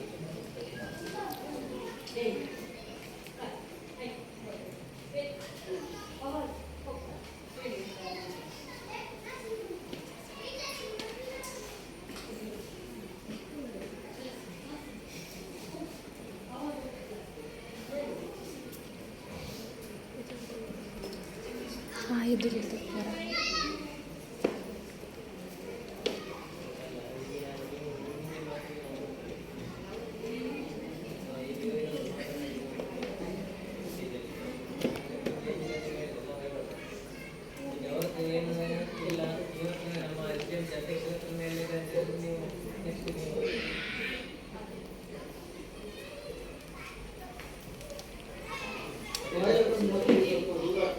ಸ್ಟೇಜ್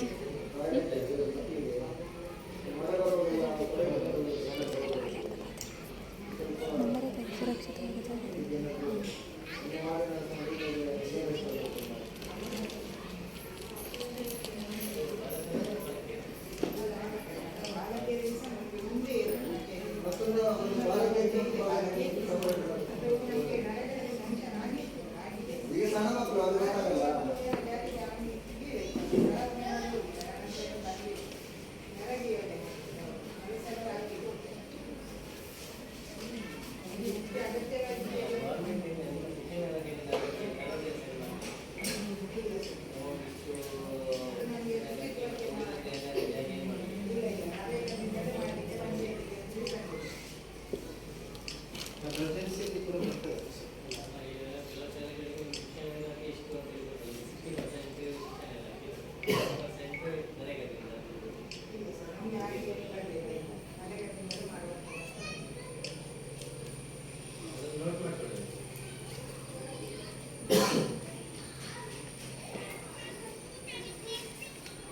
ಚುನಾವಣೆಗೆ ಅದು ತೊಂದರೆ ಇಲ್ಲ, ಏಕೆಂದರೆ ಜಾಸ್ತಿ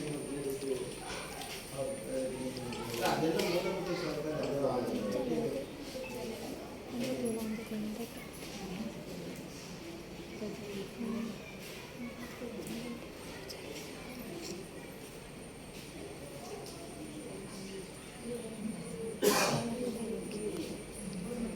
ಹೇಳಿ ಪರವಾಗಿಲ್ಲ, ಇದು ನಮ್ಮದೇ ಸಭೆ, ನೀವೇನು ಮುಜುಗರ ಪಡ್ಕೊಳ್ಬೇಡಿ. ನಾವು ನಿಮಗೆ ಅವಕಾಶ ಕೊಟ್ಟಿದ್ದಕ್ಕೆ ಮಾತಾಡಲಿಕ್ಕೆ ಅದು ಮಾತಾಡಬೇಕು.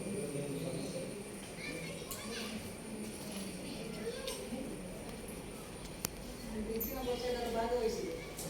ಅಂದರೆ 35 ಪೋಷಕರಿಗೆ ಹೆಚ್ಚಿನ ಸಂಖ್ಯೆಯಲ್ಲಿ ಸ್ಕೂಲ್ ಆದ್ರೆ ಹೈಸ್ಕೂಲ್ 10th ತನಕ ಓಕೆ.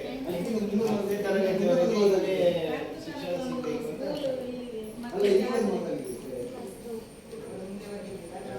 ಇದಾಗ್ತಾ ಇದೆ 10th ತನಕ ಇಲ್ಲೇ ಶಿಕ್ಷಣ ಸಿಗಬೇಕು ಅಂತ ಅವ್ರು ಹೇಳ್ತಾರೆ. ಮತ್ತೆ ಮಕ್ಕಳಿಗೆ ಒಂದು ಇಂಗ್ಲಿಷ್ ಮೀಡಿಯಂ ಈ ಕನ್ನಡದಲ್ಲಿ ಇಂಗ್ಲಿಷ್ ಉಂಟಲ್ಲ, ಅದು ಓಕೆ, ಅದನ್ನು ಬರ್ಕೊಳ್ಳಿ.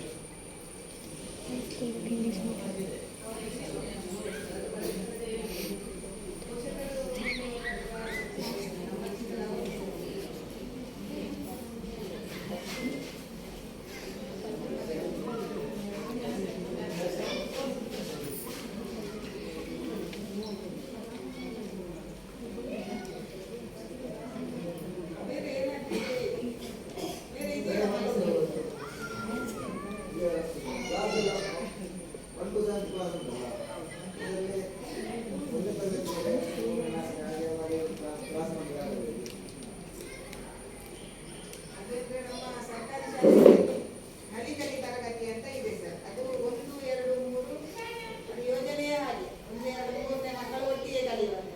ಒಟ್ಟಿಗೆ ಒಟ್ಟಿಗೆ ಹೌದು, ಅದು ಸರ್ಕಾರದ ನಾವೆಲ್ಲ ಶಾಲೆ ಹೋಗಿದ್ದಿಲ್ಲ, ಹೌದು, 1, 2, 3 ಬೇರೆ ಇತ್ತು. ಅದು ಗೌರ್ಮೆಂಟ್ ಶಾಲೆಗಳಲ್ಲಿ ಇಂಗ್ಲಿಷ್ ಮೀಡಿಯಂ ಮಾತ್ರ ಇಲ್ಲ, ಅದು ಹೋಗ್ತದೆ ಒಂದೊಂದೇ ಬರ್ತದೆ. ಆದ್ರೆ ಇಲ್ಲಿ ನಮಗೆ ಸರ್ಕಾರಿ ಇದು ಕನ್ನಡ ಮೀಡಿಯಂ ಶಾಲೆ ಆದ್ರಿಂದ ನಲಿಕಲಿ ತರಗತಿಯನ್ನು ನಾವು ಮಾಡಬೇಕಾಗ್ತದೆ. ಅದಕ್ಕೆ ನೀವು ಇಲ್ಲ, ಯೋಜನೆ ಅದು ಮುಂದೆ ಇರ್ತದೆ, ನಾವು ಅದರ ಬಗ್ಗೆ ಕೇಳ್ತೇವೆ. ಯಾಕಂದ್ರೆ ಕೊಠಡಿಯನ್ನ ಎಷ್ಟು ಬೇಕು ಹಾಗೆ ಹೇಳಿದ್ರೆ ನಾವು ಡಿಮಾಂಡ್ ಸಲ್ಲಿಸಿ ಸೇರಿಸ್ತೀವಿ. ಬೇಡಿಕೆ ಅಂತ ಅದನ್ನು ಸೇರಿಸ್ತೀವಿ. ಅಲ್ಲ 1, 2, 3 ಒಟ್ಟಿಗೆ ಪಾಠ ಮಾಡುವಾಗ 1ನೇವರಿಗೆ 2ನೇವರಿಗೆ 3ನೇವರಿಗೆ ಅವ್ರ ಪಾಠ ಮಾಡುವಾಗ ಇವರಿಗೆ ಅರ್ಥ ಆಗಲ್ಲ, ಇವರ ಪಾಠ ಮಾಡುವಾಗ ಅವ್ರಿಗೆ ಅರ್ಥ ಆಗಲ್ಲ. ಸರ್ಕಾರದ ಪಾಲಿಸಿ ಇರುತ್ತೆ, ಅದನ್ನು ನಾವು ಈಗ ಇಲ್ಲಿ ಚೇಂಜ್ ಮಾಡಿ ಅಂತ ಹೇಳಿಕ್ಕೆ ಆಗ್ತದೆ. ಈಗ ಇನ್ನೊಂದು ರಾಷ್ಟ್ರೀಯ ಶಿಕ್ಷಣ ನೀತಿ ಅಂತ ಹೇಳಿ ಬರುವಾಗ ಬೇರೆ ಇರ್ತದೆ, ರಾಜ್ಯ ಶಿಕ್ಷಣ ನೀತಿ ಅಂತ ಹೇಳಿ ಬರುವಾಗ ಬೇರೆ ಇರ್ತದೆ. ಅವರವರ ಈಗ ನಮ್ಮ ಭಾರತಕ್ಕೆ ಅಥವಾ ಈ ರೀತಿಯಲ್ಲಿ ಈ ಪ್ರದೇಶಕ್ಕೆ ಸಂಬಂಧಪಟ್ಟ ಯಾವ ರೀತಿಯಲ್ಲಿ ಶಿಕ್ಷಣ ನೀತಿ ತಜ್ಞರ ಸಮಿತಿಯನ್ನು ಸರ್ಕಾರ ಅನುಷ್ಠಾನ ಮಾಡುತ್ತದೆ.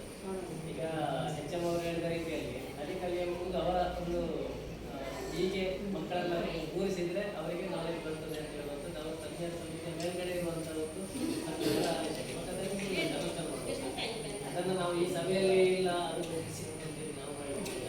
ಬಟ್ ನೀವು ಹೇಳಿದ ರೀತಿಯಲ್ಲಿ ಏನಾದರೂ ಹೆಚ್ಚುವರಿ ಕೊಠಡಿ ಬೇಕು ಅಥವಾ ಏನಾದರೂ ಇದ್ದರೆ ಹೆಚ್ಚಾಗಿ ಪ್ರದೇಶ ಇಲ್ಲ, ಬೇರೆ ಬೇರೆ ಅವರಿಗೆ ಒಂದಿಗೆ ಅದನ್ನು ನಾವು ಈ ಇದಕ್ಕೆ ಸರ್ಕಾರದ ಪಾಲಿಸಿಯನ್ನು ನಾವು ಯಾವ್ದು ಮಾಡ್ತಾರೆ.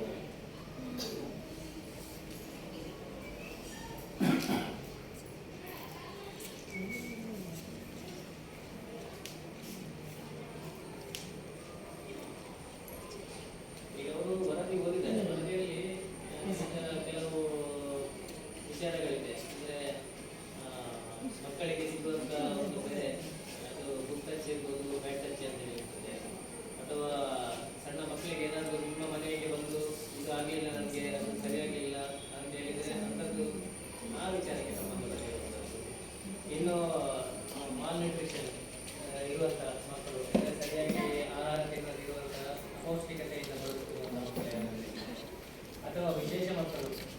ಚೇತನ ಮಕ್ಕಳು, ಸ್ವಲ್ಪ ಐದು ಕಡಿಮೆ ಇರುವಂತಹ ಮಕ್ಕಳು, ಅಂಥವರಿಗೆ ಏನಾದರೂ ಇಲ್ಲಿ ಸಮಸ್ಯೆ ಆಗ್ತದೆ, ಅದಕ್ಕೆ ಅಡ್ಮಿಷನ್ ಮಾಡ್ತಾ ಇಲ್ಲ ಆ ರೀತಿಯಲ್ಲಿ.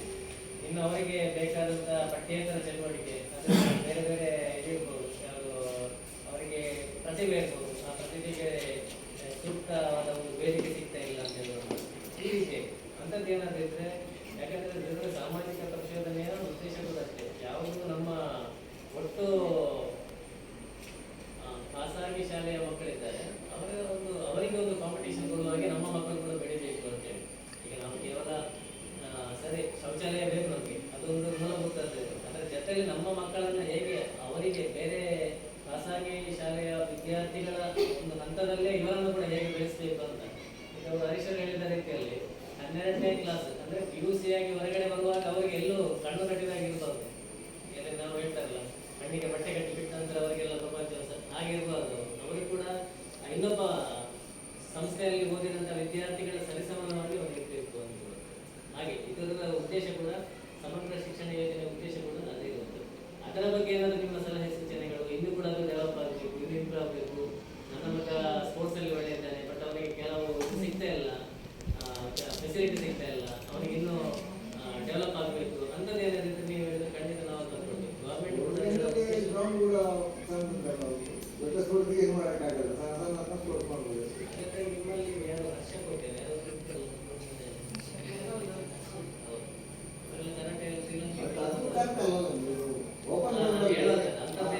ವಾಲಿಬಾಲ್ ಅದೆಲ್ಲ ನಾನು ಹೇಳುವಂಥದ್ದು ಅಂಥದ್ದು ಇದ್ದಾರೆ ಪ್ರತಿಭೆಗಳು ಈ ಶಾಲೆಯಂತೆ ಇದ್ರೆ ಅಂಥವರಿಗೆ ಒಂದು ಅವಕಾಶ ಬೇರೆ ಇದ್ದಾರೆ ಸರ್, ನಮಗೆ ಬೇಕು ಅಂತ ಹೇಳಿದ್ರೆ ಆ ರೀತಿಯಲ್ಲಿ ಡೆವಲಪ್ ಆಗಬೇಕು. ಸರ್ಕಾರ ಅಂಥವರಿಗೆ ಕೂಡ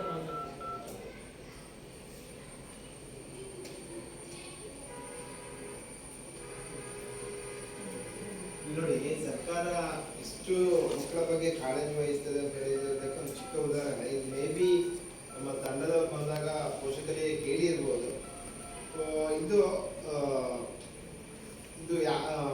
ಹೆಚ್ಚಾಗಿ ಹೆಣ್ಣು ಮಕ್ಕಳಿಗೆ ಸಂಬಂಧಪಟ್ಟ ವಿಚಾರ. ಅದರಲ್ಲಿ ಸರ್ಕಾರ ಕೊಟ್ಟಿರುವಂಥ ಪ್ರಶ್ನೆ ಯಾವ ರೀತಿ ಇದೆ ಅಂತ ಹೇಳಿದ್ರೆ, ಇದು ಸೇಫ್ ಟಚ್ ಮತ್ತು ಅನ್ಸೇಫ್ ಟಚ್ ಬಗ್ಗೆ ತಿಳಿಸಲಾಗಿದೆಯೇ ಅಂದರೆ, ಏನು ಶಾಲೆಯಲ್ಲಿ ಕೆಲವೊಂದು ಪ್ರಸಂಗಗಳು ಆಗುತ್ತೆ, ಟಚ್ ಮಾಡೋದು, ವಿನಾಕಾರಣ ಟಚ್ ಮಾಡೋದು ಇರ್ಬೋದು. ಸೊ ಅಂಥದ್ದು ಏನಾದರೂ ಅದರ ಬಗ್ಗೆ ಕೇಳಿದಾರ ಮಕ್ಕಳು? ತರಗತಿಯಲ್ಲಿ ಉದ್ದೇಶಪೂರ್ವಕವಾಗಿ ಒಬ್ಬರನ್ನೇ ಉಳಿಯುವಂತೆ ಮಾಡುವುದು, ಸೊ ಅದು ಕೂಡ ನಿಮ್ಮ ಗಮನಕ್ಕೆ ಬರಬೇಕು ಅಂತ ಪ್ರಕರಣಗಳಿದ್ರೆ. ಸ್ಟಾಫ್ ರೂಮಿಗೆ ಒಬ್ಬರನ್ನೇ ಬರಲು ತಿಳಿಸುವುದು, ಪದೇ ಪದೇ ನಿಂದಿಸುವುದು ಅಥವಾ ಹೊಗಳುವುದು, ಇತರ ವಿದ್ಯಾರ್ಥಿಗಳಿಂದ ಬೇರ್ಪಡಿಸುವುದು, ತರಗತಿಯಲ್ಲಿ ಬೇಡವಾದ ಅವಶ್ಯಕತೆ ಇಲ್ಲದೆ ಬೇರೆ ಬೇರೆ ವಿಷಯಗಳನ್ನು ಮಾತಾಡುವುದು, ಅನವಶ್ಯಕವಾಗಿ ಮಾತಾಡುವುದು, ವಿನಾಕಾರಣ ಸ್ಪರ್ಶಿಸುವುದು. ಸೊ ಈ ಎಲ್ಲ ವಿಚಾರಗಳಿದ್ರೆ ಮಕ್ಕಳು ಶಿಕ್ಷಕರಿಗೆ ಹೇಳೋದ್ರ ಬದಲು ನಮ್ಮ ಪೋಷಕರಿಗೆ ಅಂತೂ ಖಂಡಿತ ಬಂದು ಹೇಳ್ತಾರೆ. ಸೊ ನಾವು ಇದನ್ನು ಪೋಷಕರಿಗೆ ಇಲ್ಲಿ ಮಕ್ಕಳಿಗೆ ಕೇಳುವಂಥ ಮಕ್ಕಳಿಗೆ ಕೇಳುವಂತೆ ಇದೆ. ಬಟ್ ಅವರು ಮಕ್ಕಳು ನಾವು ಕೇಳಿದಾಗಲೂ ಕೂಡ ಅಂಥ ಪ್ರಶ್ನೆಗೆ ಉತ್ತರ ಕೊಡಲ್ಲ. ಸೊ ಪೋಷಕರಿಗೆ ಒಂದು ಹೇಳಿ ಹೇಳಿರ್ತಾರೆ ಅಂತ ಏನಾದರೂ ಬಂದಿದ್ರೆ, ಸೊ ಅದನ್ನು ದಯವಿಟ್ಟು ಮುಂದಿನ ದಿನಗಳಲ್ಲಾದರೂ ಅಂತಹ ಏನಾದರೂ ಪ್ರಸಂಗಗಳು ಆದಾಗ ನೀವು ಅದನ್ನು ತಿಳ್ಕೊಳ್ಳುವಂಥ ಪ್ರಯತ್ನ ಮಾಡಬೇಕು. ಮಕ್ಕಳಲ್ಲಿ ಬೆಳವಣಿಗೆ ಅಂದರೆ ಅವರ ಒಂದು ಬದಲಾವಣೆ ಆಗುತ್ತೆ, ವಿಚಿತ್ರ ಬದಲಾವಣೆ ಆಗೇ ಆಗುತ್ತೆ ಆ ಸಂದರ್ಭಗಳಲ್ಲಿ. ಇನ್ನು ಮನೆಯಲ್ಲಿ ಮಗು ಮಾತನಾಡಿದರೆ ಒಬ್ಬಳೇ ಇರುವುದು, ಶಾಲೆಗೆ ಹೋಗಲು ನಿರಾಕರಿಸುವುದು, ಶಾಲಾ ಶಿಕ್ಷಕರು ಸಿಬ್ಬಂದಿ ಬಗ್ಗೆ ವಿರೋಧ ಅಭಿಪ್ರಾಯ ವ್ಯಕ್ತಪಡಿಸುವುದು, ಶಾಲೆಗೆ ಹೋಗಲು ಹೆದರುವುದು, ಮಗು ಯಾವುದೇ ಕೆಲಸದಲ್ಲಿ ಆಸಕ್ತಿ ತೋರದಿರುವುದು, ಮಗು ಶಾಲೆಯಿಂದ ಶಾಲಾ ಅವಧಿ ಮುಗಿದ ನಂತರ ತಡವಾಗಿ ಮನೆಗೆ ಬರುತ್ತಿರುವುದು. ಸೊ ಇವೆಲ್ಲ ಒಂದು ಏನು ಸೂಚಿಸುತ್ತೆ ಅಂತ ಹೇಳಿದ್ರೆ, ಅಲ್ಲಿ ಒಂದು ಸಮಸ್ಯೆ ಇದೆ ಅಂತ ನಮಗೆ ಸಮಸ್ಯೆಯ ಬಗ್ಗೆ ಒಂದು ಏನು ನಮಗೆ ಅದನ್ನು ತಿಳಿಯಪಡಿಸುತ್ತೆ. ಯಾಕಂದರೆ ಅಂಥ ವರ್ತನೆಗಳು. ಸೊ ಮುಖ್ಯವಾಗಿ ಪೋಷಕರು ಇದರ ಬಗ್ಗೆ ತುಂಬಷ್ಟು ಕಾಳಜಿ ವಹಿಸಿಕೊಂಡು ಅಂಥ ಪ್ರಕರಣಗಳು ಏನಾದರೂ ಇದ್ದರೆ ದಯವಿಟ್ಟು ಅದನ್ನು ಶೀಘ್ರ ಸಂಬಂಧಪಟ್ಟ ಶಿಕ್ಷಕರಿಗಿರ್ಬೋದು ಯಾರ ಗಮನಕ್ಕೆ ತರಬೇಕು. ಅಂದರೆ ಶಾಲೆಯಲ್ಲಿ ಮುಖ್ಯ ಶಿಕ್ಷಕರ ಗಮನಕ್ಕೆ ತಂದು ಅಂತಹ ಪ್ರಕರಣಗಳನ್ನು ಮುಂದಿನ ದಿನಗಳಲ್ಲಿ ಜಾಸ್ತಿ ಆಗದಂತೆ ಅದನ್ನು ಕ್ರಮ ತೆಗೊಳ್ಬೇಕು ಅಂತ ಹೇಳಿದರೆ ನೀವು ಅದನ್ನು ತಿಳ್ಕೊಂಡು ಇಮಿಡಿಯೇಟ್ ಆಗಿ ಅದನ್ನು ಸಂಬಂಧಪಟ್ಟವರ ಗಮನಕ್ಕೆ ತರಬೇಕು. ಸೊ ಇಷ್ಟೆಲ್ಲ ಸರ್ಕಾರದ ವತಿಯಿಂದ ಅದರ ಬಗ್ಗೆನೂ ಪ್ರಸ್ತಾಪ ಮಾಡಿದ್ದಾರೆ. ಸೊ ಅದರಿಂದ ಪೋಷಕರು ಬಹಳಷ್ಟು ಜಾಗ್ರತೆ ವಹಿಸ್ಕೊಂಡು ಸೊ ಎಲ್ಲ ಮಕ್ಕಳ ಪ್ರತಿಯೊಂದು ಬೆಳವಣಿಗೆಯನ್ನು ಕೂಡ ಹತ್ತಿರದಿಂದ ನೋಡಿಕೊಂಡು ಸೊ ಬದಲಾವಣೆಗಳಾದ ಕೂಡಲೇ ಅದು ಯಾವ ರೀತಿಯ ಬದಲಾವಣೆ ಅಂತ ತಿಳ್ಕೊಂಡು ಪಾಸಿಟಿವ್ ನೆಗೆಟಿವ್ ಇರುತ್ತೆ. ಸೊ ಅದನ್ನು ನಿಮ್ಗೆ ಗೊತ್ತಾಗುತ್ತೆ. ಸೊ ನೆಗೆಟಿವ್ ಇದ್ರೆ ಇಮಿಡಿಯೇಟ್ ಆಗಿ ಅದರ ಬಗ್ಗೆ ಆಕ್ಷನ್ ತಗೊಳ್ಳೇಬೇಕು. ಸೊ ಅದನ್ನು ಯಾವುದೇ ಕಾರಣಕ್ಕೆ ಸೊ ನಿಧಾನಗೊಳಿಸಬೇಡಿ. ಇಮಿಡಿಯೇಟ್ ಅದರ ಬಗ್ಗೆ ಕ್ರಮ ತೆಗೆದುಕೊಳ್ಳಿಕ್ಕೆ ಮುಂದಿನ ಹಂತಕ್ಕೆ ಕೊಂಡೋಗಿದೆ. ಹಾಗೆ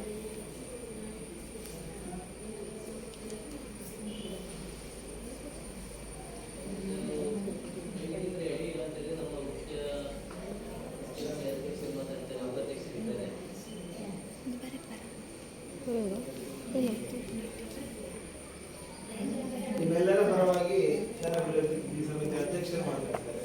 ನಿಮ್ಮ ಸಮಸ್ಯೆ ಅವರ ಸಮಸ್ಯೆ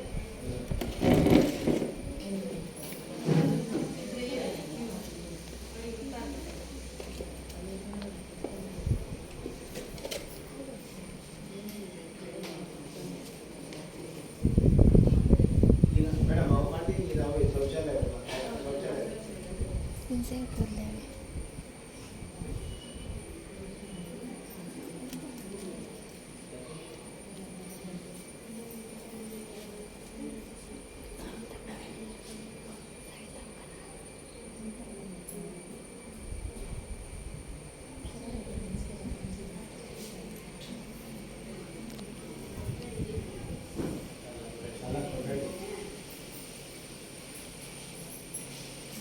ಕವಿತಾ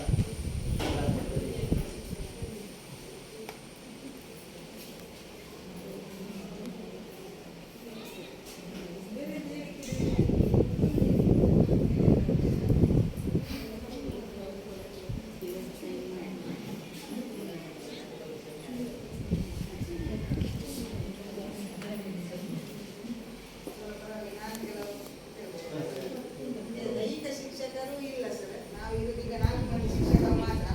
22-23ರಲ್ಲಿ 5 ಜನ ಶಿಕ್ಷಕರಿದ್ರು ಹೌದು. ಆದರೆ ಇಲ್ಲಿ ಈಗ ನಾನು ಇಲ್ಲಿಗೆ ಬರುವಾಗ 62 ಮಕ್ಕಳಿದ್ರು. ಈಗ 71 ವಿದ್ಯಾರ್ಥಿಗಳ ಸಂಖ್ಯೆ ಆಗಿದೆ. ಆದರೆ ನಾನು ಬರುವಾಗ ಈಗ 5 ಜನ 2 ವರ್ಷದ ಹಿಂದೆ 22-23ರಲ್ಲಿ 5 ಶಿಕ್ಷಕರಿದ್ರು. ಆದರೆ ಒಬ್ಬರನ್ನು ಹೆಚ್ಚುವರಿಯಾಗಿ ತೆಗೆದಿದ್ದಾರೆ. ಹಾಗೆ ಈಗ ನಾವು ಸದ್ಯಕ್ಕೀಗ ಪರ್ಮನೆಂಟ್ ಶಾಸಕರುಗಳು 4 ಇರುವಂಥದ್ದು. ಅತಿ ಶಿಕ್ಷಕರು ಇಲ್ಲ ಸರ್. 4 ಮಂದಿ 1 to 8ಗೆ ನಾವು 71 ಮಕ್ಕಳಿದ್ದೇವೆ ಸರ್. ನಮಗೆ 1 to 8 ಇರುವುದರಿಂದ 4 ಶಿಕ್ಷಕರು ಸ್ವಲ್ಪ ನಮಗೆ ಸಮಸ್ಯೆ ಅಂತಲೇ ಕಾಣ್ತದೆ. ಮತ್ತೆ ನಮಗೆ ನಮ್ಮ ಕೆಲವು ಮಕ್ಕಳು ಇದು ದೈಹಿಕ ಕ್ರೀಡೆಗಳೆಲ್ಲ ಹುಷಾರಿದ್ದಾರೆ ಸರ್. ಆದರೆ ನಮಗೆ ದೈಹಿಕ ಶಿಕ್ಷಣ ಅಂತ ನಮಗೆ ಅಷ್ಟು ಮಾಹಿತಿ ನಾವು ಮೊದಲು ದೈಹಿಕ ಶಿಕ್ಷಣವನ್ನು ಪಡೆದುಕೊಂಡವರು ಸ್ವಲ್ಪ ಬರ್ತದೆ ಸರ್. ಅದರ ಈಗಿನೆಲ್ಲ ರೂಲ್ಸ್ಗಳೆಲ್ಲ ಚೇಂಜ್ ಆಗಿದೆ. ಆದ್ದರಿಂದ ನಮಗೆ ಅವರಿಗೆ ನಾವು ಬೇರೆಯವರಿಗೆ ಕೇಳಿಕೊಂಡು ಹಳೆ ವಿದ್ಯಾರ್ಥಿಗಳನ್ನೆಲ್ಲ ಕೇಳಿಕೊಂಡು ಒಂದು ಟೀಮ್ ಎಲ್ಲ ಈ ಸ್ಥಳಕ್ಕೆ ಮಾಡಿದ್ದೇವೆ. ಆದರೆ ನಮಗೆ ಒಂದು ಅರೆಕಾಲಿಕ ಒಂದು ದೈಹಿಕ ಶಿಕ್ಷಕರಿಗೆ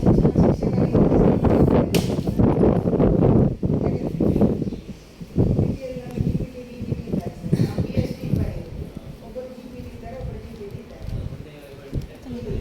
ನಮಗೆ 4 ಪೋಸ್ಟ್ಗಳು ಅಂದರೆ ಮಕ್ಕಳ ಲೆಕ್ಕದಲ್ಲಿ 4 ಪೋಸ್ಟ್ಗಳು ಇವೆ.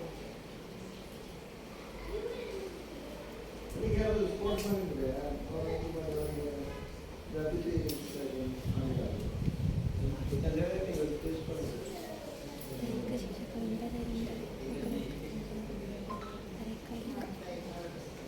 120ಕ್ಕಿಂತ ಜಾಸ್ತಿ ಮಕ್ಕಳಾದ್ರೆ ದೈಹಿಕ ಶಿಕ್ಷಣ ಶಿಕ್ಷಕರು ನಮ್ಗೆ ಇಲಾಖೆಯಿಂದ ಸಿಗ್ತಾರೆ. ಹೌದು ಇಲ್ಲ ಕೊಡೋದು. ಅದು ಸ್ವಲ್ಪ ನನಗೆ ಸಮಸ್ಯೆ ಅಂತ ಹೇಳಿದ್ರೆ ಮಕ್ಕಳಿಗೆ ನಾವು ಅದರ ಬಗ್ಗೆ ಹೆಚ್ಚು ಇದು ಕ್ರಮ ವಹಿಸಲಿಕ್ಕೆ ಆಗ್ತಾ ಇಲ್ಲ. ಮತ್ತೆ ಶೌಚಾಲಯ ನಾವು ಅದೇ ಕಳಸದಿಂದ ಹೇಳ್ತಾ ಇದ್ದೇವೆ.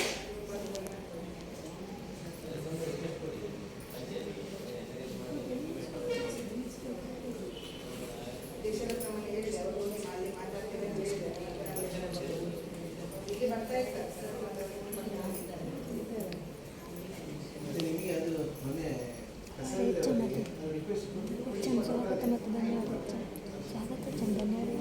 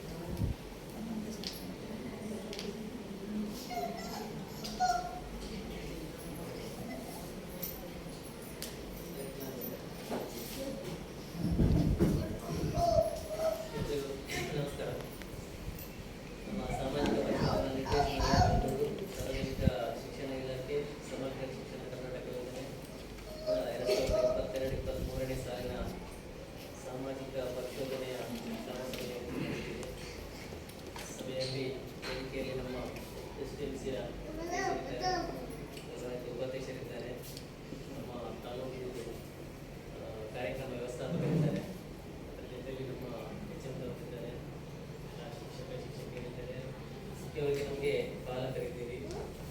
ನಾವು ನೋಡಿದಾಗೆ ಉತ್ತಮ ಸಂಖ್ಯೆಯಲ್ಲಿ ಪಾಲಕರಿದ್ದೀವಿ. ಬೇರೆ ಬೇರೆ ನೋಡಿದಾಗ ಬೆರಳಿಗೆ ಇದ್ರೂ ಕೂಡ ಇಲ್ಲಿ ಸರಿಸುಮಾರು 50% ವಿದ್ಯಾರ್ಥಿಗಳು ಪಾಲಕರಿದ್ದೀರಿ. ಅಡ್ಡೇರಿ ಶಾಲೆ ನಮ್ಮ ಮೂಡುಬಿದ್ರೆ ವಲಯದಲ್ಲಿ ಒಳ್ಳೆ ಹೆಸರಿರುವಂಥ ಶಾಲೆ ಮತ್ತು ಪುರಾತನ ಶಾಲೆ. ಇಲ್ಲಿ ಕಲಿತವರು ಮತ್ತು ಹಿಂದೆ ಕಲಿತವರು ಕೂಡ ಒಳ್ಳೆಯ ಉದ್ಯೋಗ ಮತ್ತು ಜೀವನದಲ್ಲಿ ಉತ್ತಮ ರೀತಿಯಲ್ಲಿ ಒಂದು ಇಲ್ಲಿ ತಮ್ಮ ವಿದ್ಯಾರ್ಥಿಗಳನ್ನು ಸೇರ್ಪಡೆ ಮಾಡಿದ್ದೀರಿ ಅಂತ ಹೇಳೋದಕ್ಕೆ ಖುಷಿ ಇದೆ. ಯಾಕಂತ ಹೇಳಿದ್ರೆ ದೊಡ್ಡ ಶಿಕ್ಷಣ ಸಂಸ್ಥೆ, ದೇಶದಲ್ಲೇ ದೊಡ್ಡ ಶಿಕ್ಷಣ ಸಂಸ್ಥೆ ಪಕ್ಕದಲ್ಲಿ, ಅದರ ಪಕ್ಕದಲ್ಲಿ ಇಟ್ಕೊಂಡು ಇಷ್ಟು ವಿದ್ಯಾರ್ಥಿಗಳು ಇಲ್ಲಿದ್ದಾರೆ ಅಂತ ಹೇಳಿದ್ರೆ ಅದಕ್ಕೆ ತಾವು ನೀಡಿರುವಂಥ ಈ ಶಾಲೆಯ ಮೇಲ್ಗಡೆ ಇಟ್ಟಿರುವಂಥ ಒಂದು ನಂಬಿಕೆ ಏನಿದೆ, ಖಂಡಿತ ಅದನ್ನು ಉಳಿಸುವಂಥ ಒಂದು ಪ್ರಯತ್ನವನ್ನು ನಾವು ಅಂದರೆ ಒಟ್ಟಿಗೆ ನಮ್ಮ ಶಿಕ್ಷಕರು ಮತ್ತು ಸರ್ಕಾರ ಈ ಎಲ್ಲ ಜನ ಸೇರಿ ಇದನ್ನು ಉಳಿಸಬೇಕಾಗಿದೆ. ನಿಮ್ಮ ನಂಬಿಕೆ ಏನಿದೆ ಅದನ್ನು ಉಳಿಸುವಂಥ ಪ್ರಯತ್ನವನ್ನು ಖಂಡಿತ ಕೂಡ ಮಾಡಬೇಕಾಗಿದೆ. ನಮ್ಮ ಹರೀಶನ್ ಹೇಳಿದ ರೀತಿಯಲ್ಲಿ ಇದು ಸಾಮಾಜಿಕ ಪರಿಶೋಧನೆ ಹೊಸ ಒಂದು ಕಾನ್ಸೆಪ್ಟ್. ಮೊದಲು ಎಲ್ಲ ಇರಲಿಲ್ಲ. ಇಲ್ಲಿ ನಮ್ಮ HM ನವರಿಗೆ ತುಂಬ ಸರ್ವಿಸಲ್ಲಿ ಸಾಮಾಜಿಕ ಪರಿಶೋಧನೆ ಅಂತೇಳಿ ಯಾವುದಿಲ್ಲ. ಅದು ಕೂಡ ನಿಮ್ಮ ಪಾಲಕರ ಇದರಲ್ಲಿ ಬೇರೆ ಬೇರೆ ಕ್ವಶನ್ಸ್ಗಳು ಅಥವಾ ಅದಾಗ್ತದ ಇಲ್ವಾ ಏನು ಅಂತ ಒಂದು ಪ್ರಶ್ನೆಗಳನ್ನು ಕೇಳುವಾಗ ಇದೇನೋ ಒಂಥರ ಪಾಟಿ ಸವಾಲು ಅಂತೇಳಿ ಆಗ್ತದೆ.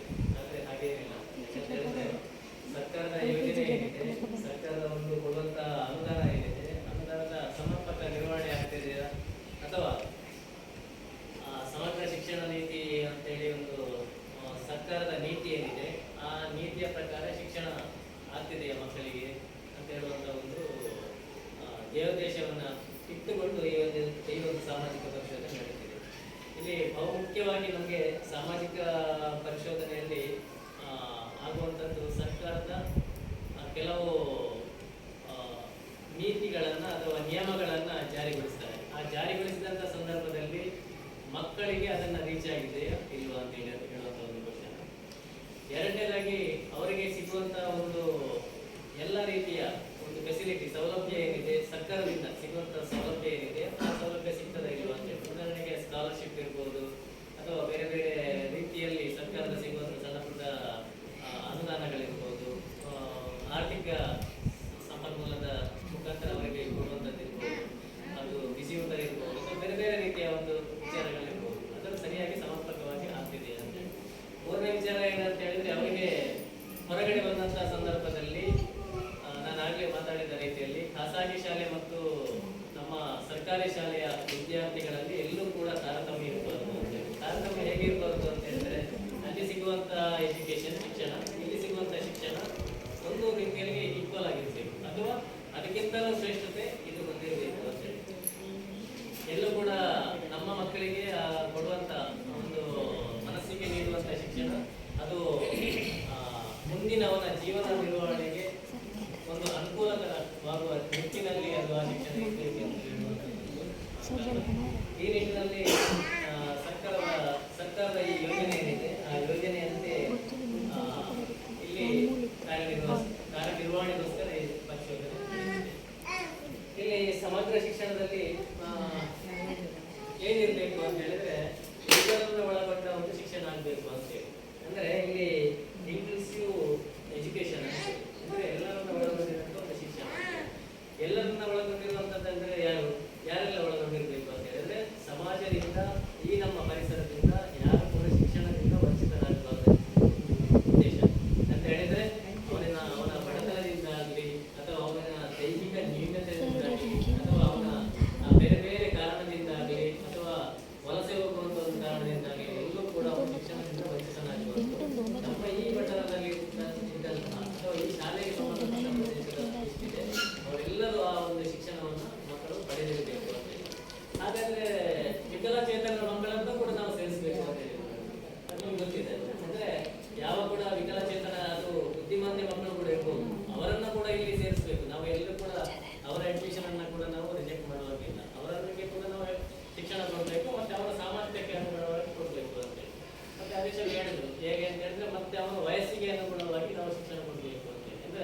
ಕೆಲವೊಮ್ಮೆ 1ನೇ ಕ್ಲಾಸಿನ ವಯಸ್ಸಿನ ಬಂದಂತಹವರು ಅಥವಾ ಒಂದು 5.5-6 ವರ್ಷದ ಒಂದು ಹುಡುಗನಿಗೆ ಅದೇ ಒಂದು ಯಾವ ಕ್ಲಾಸ್ ಬೇಕು ಆ ಕ್ಲಾಸಿನಲ್ಲೇ ತರಗತಿಯಲ್ಲೇ ಒಂದು ಕುಳ್ಳಿರಿಸಿ ಅವರಿಗೆ ಒಂದು ಶಿಕ್ಷಣ ಕೊಡುವಂಥ ವ್ಯವಸ್ಥೆ. ಅಂದರೆ ಅವರ ಏಜಿಗೆ ತಕ್ಕ ಹಾಗೆ ಅವರಿಗೆ ಶಿಕ್ಷಣ ಕೊಡಬೇಕು ಅಂತ ಹೇಳುವಂಥದ್ದು. ಹಾಗೆ ಇದರ ಒಟ್ಟು ಎಲ್ಲರನ್ನ ಒಳಗೊಂಡಿರುವಂಥ ಒಂದು ಶಿಕ್ಷಣ ಬೇಕು ಅಂತ ಹೇಳುವಂಥದ್ದು ಸಮಗ್ರ ಶಿಕ್ಷಣ ಒಂದು ತಾತ್ಪರ್ಯ. ಇನ್ನು ಎರಡನೇದಾಗಿ ಇಲ್ಲಿ ಗುಣಮಟ್ಟದ ಸುಧಾರಣೆ ಆಗಬೇಕು ಅಂತೇಳಿ. ಹೇಗಾಗಬೇಕು ಅಂತ ಹೇಳಿದ್ರೆ ಕ್ವಾಲಿಟಿ ಇಂಪ್ರೂವ್ಮೆಂಟ್ ಅಂತೇಳಿ. ನಾವು ಕೊಡುವಂಥದ್ದು ಸುಮ್ಮನೆ ಒಂದು ಸರ್ಕಾರಿ ಶಾಲೆ ಅಂತ ಹೇಳುವಂಥದ್ದು ಅದು ಎಲ್ಲೂ ಕೂಡ ಸುಧಾರಣೆ ಇಲ್ಲದೆ ಈಗಿನ ಒಂದು ಸ್ಪರ್ಧಾತ್ಮಕ ಯುಗಕ್ಕೆ ಹೊಂದಿಕೊಳ್ಳದೆ ಏನೋ ಒಂದು ಶಿಕ್ಷಣ ಸಿಗ್ತದೆ ಅಂತ ಹೇಳಿ ಆಗ್ಬೇಕು. ಅಲ್ಲಿ ಕೂಡ ಒಂದು ಗುಣಮಟ್ಟದ ಶಿಕ್ಷಣ ಸಿಗಬೇಕು. ಅಥವಾ ಒಟ್ಟು ಈಗಿನ ಒಂದು ನೀತಿ ನಿಯಮ ಏನಿದೆ ಅದರ ಪ್ರಕಾರ ಸಿಗಬೇಕು, ಕ್ವಾಲಿಟಿ ಆಗಿರಬೇಕು ಎನ್ನುವಂಥದ್ದು ಎರಡನೇ ಕಾನ್ಸೆಪ್ಟ್. ಇನ್ನು ಮೂರನೇದು ಇನ್ಫ್ರಾಸ್ಟ್ರಕ್ಚರ್ ಡೆವಲಪ್ಮೆಂಟ್ ಅಂತೇಳಿ, ಮೂಲಭೂತ ಸೌಕರ್ಯಗಳನ್ನು ಅಭಿವೃದ್ಧಿಪಡಿಸಿದ್ದು ಅಂತೇಳಿ. ಆಗಲೇ ಕೆಲವು ನೀವು ಈ ಕಾನ್ಸೆಪ್ಟ್ನ ಬಗ್ಗೆ ನಾವು ಮಾತಾಡಿದ್ದೇವೆ, ಏನೆಲ್ಲ ಬೇಕು ಅಂತೇಳಿ. ಮೂಲಭೂತ ಸೌಕರ್ಯವನ್ನು ಒದಗಿಸುವುದನ್ನು ಜಾಸ್ತಿ ಮಾಡೋದು ಹೇಗೆ ಅಂತ ಹೇಳಿದ್ರೆ, ಇವರು ಹೇಳಿದ್ರು ಒಂದು ಕೊಠಡಿ ಬೇಕು, ಒಂದು ಗ್ರೌಂಡ್ ಬೇಕು, ಒಂದು ಶೌಚಾಲಯ ಬೇಕು, ಬೇರೆ ಬೇರೆ ಈ ರೀತಿಯಾಗಿ ಒಂದು ಶಾಲೆ ಅಂತ ಹೇಳಿ ನಡೆಸುವಂಥ ಸಂದರ್ಭದಲ್ಲಿ ಅದಕ್ಕೆ ಮೂಲಭೂತ ಸೌಕರ್ಯಗಳ ಒಂದು ಅಭಿವೃದ್ಧಿ ಕೂಡ ಆಗಬೇಕು ಅಂತ ಹೇಳಿ ಅದು ಕೂಡ ನಮ್ಮ ಈ ಒಂದು ಸಭೆಯಲ್ಲಿ ಚರ್ಚೆ ಆಗಿದೆ. ಇನ್ನು ನಾಲ್ಕನೇದು ನಮಗೆ ಟೀಚರ್ಸ್ ಟ್ರೈನಿಂಗ್ ಅಂತೇಳಿ, ಅಂದರೆ ಶಿಕ್ಷಕರಿಗೆ ಕೂಡ ನಾವು ತರಬೇತಿ ಕೊಡ್ತೇವೆ. ಎಲ್ಲಿ ಅಂತ ಹೇಳಿದ್ರೆ ನಮ್ಮ ಸರ್ಕಾರಿ ಶಾಲೆಗೆ ಬರುವಂತಹ ಟೀಚರ್ಸ್ ಎಲ್ಲ ಹರ್ಡಲ್ಸ್ ಅಂದರೆ ಅಡೆತಡೆಗಳನ್ನು ದಾಟಿ ಆ ಒಂದು CET ಎಕ್ಸಾಮ್ ಇರ್ಬೋದು, ಬೇರೆ ಬೇರೆ ಒಂದು ಎಕ್ಸಾಮ್ಗಳನ್ನು ದಾಟಿ ಅಲ್ಲಿ ಮೆರಿಟ್ ಪ್ರಕಾರ ಯಾರು ಒಂದು ಅತ್ಯುತ್ತಮ ಮಾರ್ಕ್ ತೆಗೆದರೆ ಅವರು ಮಾತ್ರ ಟೀಚರ್ ಆಗಲಿಕ್ಕೆ ಸಾಧ್ಯ. ಸುಮ್ಮನೆ ನಾವು ಇನ್ಫ್ಲುಯೆನ್ಸ್ ಅವರ ಮಗ ಇವರ ಮಗ ಅಂತೇಳಿ ಸರ್ಕಾರಿ ಶಾಲೆಯಾಗೆ ಖಾಸಗಿ ಶಾಲೆಗೆ ಸೇರಿಸಿದಾಗ ಟೀಚರನ್ನು ಸೇರಿಸಲಿಕ್ಕೆ ಈಗ ಸಾಧ್ಯ ಇಲ್ಲ. ನೀವು ಹೇಳ್ತೀರಿ ಇಲ್ಲಿ ಶಾಲೆ ಶಿಕ್ಷಕರ ಕೊರತೆ ಇದೆ ಅಂತ ಹೇಳುವಂಥ ಸಂದರ್ಭದಲ್ಲಿ ನಾವು ಇಮಿಡಿಯೇಟ್ ತಂದು ಇಲ್ಲಿ ಕೂರಿಸುವಾಗಿಲ್ಲ, ಅಥವಾ ಸರ್ಕಾರದಿಂದ ಅವರಿಗೆ ಸ್ಯಾಲರಿ ಕೊಡಲಿಕ್ಕೆ ಸಾಧ್ಯ ಇಲ್ಲ. ಇಲ್ಲಿ ಏನಾಗಿದೆ ಅಂತ ಹೇಳಿದ್ರೆ ಅವರಿಗೂ ಕೂಡ ತರಬೇತಿ ಇದೆ. ಇವರು HM ಗೊತ್ತಿದೆ, HM ಏನಂತ ಹೇಳಿದ್ರೆ ಇಷ್ಟು ವರ್ಷ ಸರ್ವಿಸ್ ಆದ್ರೂ ಕೂಡ ನಿಮ್ಗೊಂದು ತರಬೇತಿ ಅಂತ ಹೇಳಿ ಕಳಿಸ್ತಾರೆ ನಿಮ್ಮನ್ನು ಕೂಡ. ಅಂದ್ರೆ ನಿಮ್ಮ ಸರ್ವಿಸ್ ಇದ್ರೂ ಕೂಡ ನಿಮ್ಗೆ ಒಂದು ವಾರದ ಅಥವಾ 3 ದಿವಸದ ಒಂದು ತರಬೇತಿ ಅಂತ ಹೇಳಿ ಕಳಿಸ್ತಾರೆ. ಇಲ್ಲಿಯ ಸಮಗ್ರ ಶಿಕ್ಷಣದ ಉದ್ದೇಶ ಕೂಡ ಅಷ್ಟೇ. ಇಲ್ಲಿರುವಂತಹ ಶಿಕ್ಷಕರು ಏನಿದ್ದಾರೆ ಅವರು ವೆಲ್ ಟ್ರೈನ್ಡ್, ಅಂದ್ರೆ ತರಬೇತಿಯನ್ನ ಅತ್ಯುತ್ತಮ ತರಬೇತಿಯನ್ನು ಪಡೆದವರೇ ಆಗಿರ್ತಾರೆ ಅಂತೇಳಿ. ಇನ್ನು ಕೊನೆಯದಾಗಿ ಇರುವಂತದ್ದು ಕಮ್ಯುನಿಟಿ ಇನ್ವಾಲ್ವ್ಮೆಂಟ್ ಅಂತೇಳಿ. ಕಮ್ಯುನಿಟಿ ಅಂತ ಹೇಳಿದ್ರೆ ನೀವೇ ನಿಮ್ಮ ಒಂದು ಪಾರ್ಟಿಸಿಪೇಷನ್ ಅಥವಾ ನೀವು ನಿಮ್ಮ ಸಹಭಾಗಿತ್ವ ಇಲ್ಲದೆ ಈ ಶಿಕ್ಷಣ ಒಂದು ಶಾಲೆ ನಡೆಸಲಿಕ್ಕೆ ಸಾಧ್ಯ ಇಲ್ಲ.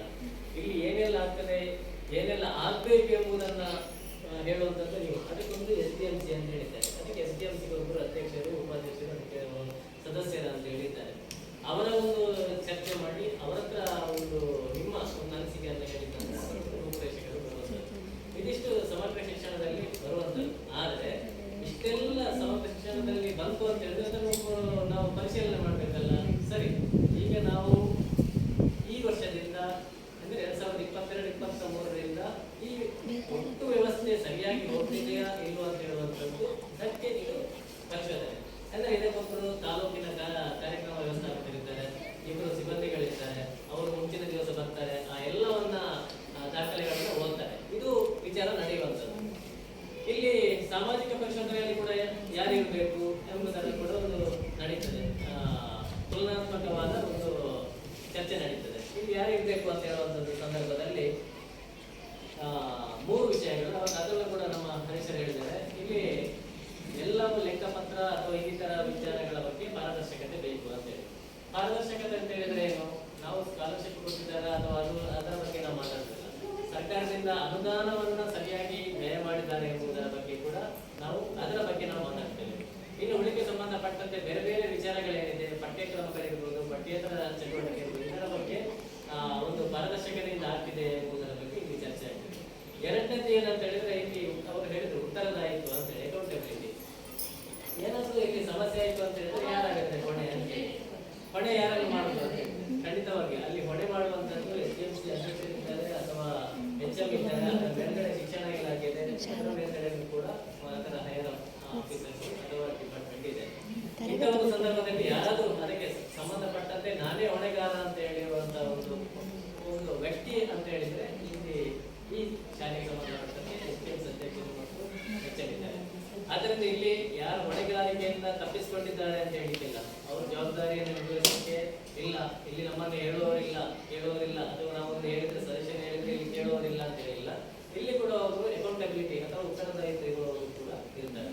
ಇನ್ನು ಮೂರನೇ ಪಾಯಿಂಟ್ ಅದೇ ನಾನು ಆಗಲೇ ಹೇಳಿದ ರೀತಿಯಲ್ಲಿ ಭಾಗವಹಿಸುವಿಕೆ ಅಂತೇಳಿ. ಯಾರ ಭಾಗವಹಿಸುವಿಕೆ ಅಂತಂದ್ರೆ ನಿಮ್ಮೆಲ್ಲರ ಭಾಗವಹಿಸುವಿಕೆಯಿಂದಾಗಿ ಇದೆಲ್ಲ ಈ ಎಲ್ಲ ಕಾರ್ಯಗಳು ಸಕ್ಸಸ್ ಆಗ್ತದೆ. ಇವತ್ತಿನ ವರದಿ ಮಂಡನೆಯಲ್ಲಿ ಅವುಗಳ ಮುಖ್ಯವಾಗಿ ನಮಗೆ ಟ್ರಾನ್ಸ್ಪೋರ್ಟ್ ಬಗ್ಗೆ ಹೇಳಿದ್ದಾರೆ, ಸಾರಿಗೆ ವಿಚಾರದ ಬಗ್ಗೆ. ಇದು ರೋಡು ಶಾಲೆಯಿಂದ ಮನೆಯಿಂದ ಶಾಲೆಗೆ ಬರುವಂಥ ಸಂದರ್ಭದಲ್ಲಿ ರಸ್ತೆ ಇರಬಹುದು, ಆ ರಸ್ತೆಯನ್ನು ಸರಿಯಾಗಿ ಸಮರ್ಪಕವಾಗಿ ಇದೆ ಅಂತ ಹೇಳಿದ್ದಾರೆ. ಇನ್ನು ಹಾಜರಾತಿ ನಮ್ಮ ಪ್ರಕಾರ ಸ್ವಲ್ಪ ಕಡಿಮೆ ಇತ್ತು, 60ರಿಂದ 80% ಅಂತ ಹೇಳಿ ಮಾಡ್ತೀವಿ. ಆದರೆ ಎಲ್ಲ ಶಾಲೆಗಳಲ್ಲಿ ಕೂಡ ಹೆಚ್ಚಾಗಿ 80% ಎದುರು ಇರ್ತದೆ. ಬಟ್ ಇಲ್ಲಿ 60ರಿಂದ 80% ಅಂತ ಹೇಳಿ ಕಂಡಿದೆ, ಅದು ಯಾಕೋದಿಲ್ಲ.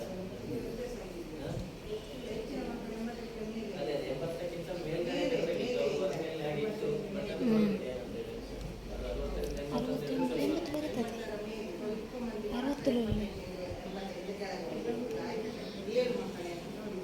ಸರಿ. ಮತ್ತೆ ಅಲ್ಲ ಅದನ್ನು ಸರಿ ಮಾಡ್ಕೊಳ್ಳಿ, ಯಾಕಂದ್ರೆ ಮತ್ತೆ ಅದು ಕೂಡ ನೆಗೆಟಿವ್ ಬೇಡಲ್ಲ. ಇನ್ನು ವಯಸ್ಸಿನ ಅನುಗುಣವಾಗಿ ದಾಖಲೆ ಅದನ್ನು ಸರಿಯಾಗಿ ಇಲ್ಲಿ ಆಗ್ತಾ ಇದೆ, ದಾಖಲಾತಿ ಆಗ್ತಿದೆ ಅಂತ ಹೇಳ್ಬಾರ್ದು. ಇನ್ನು ಸುರಕ್ಷತೆ ಮತ್ತು ಭದ್ರತೆಯ ಬಗ್ಗೆ ಕೂಡ ಯಾವುದೇ ನ್ಯೂನತೆ ಎಲ್ಲದೇ ನಡೀತಿದೆ ಅಂತ ಹೇಳಿ. ಅದೊಂದು 200 ಮೀಟರ್ ಕಂಪೌಂಡ್ ವಾಲ್ ಬಾಕಿ ಇದೆ ಅಂತ ಹೇಳಿದ್ದಾರೆ. ಅದಕ್ಕೆ ಕೂಡ ಎಲ್ಲ ರೀತಿಯ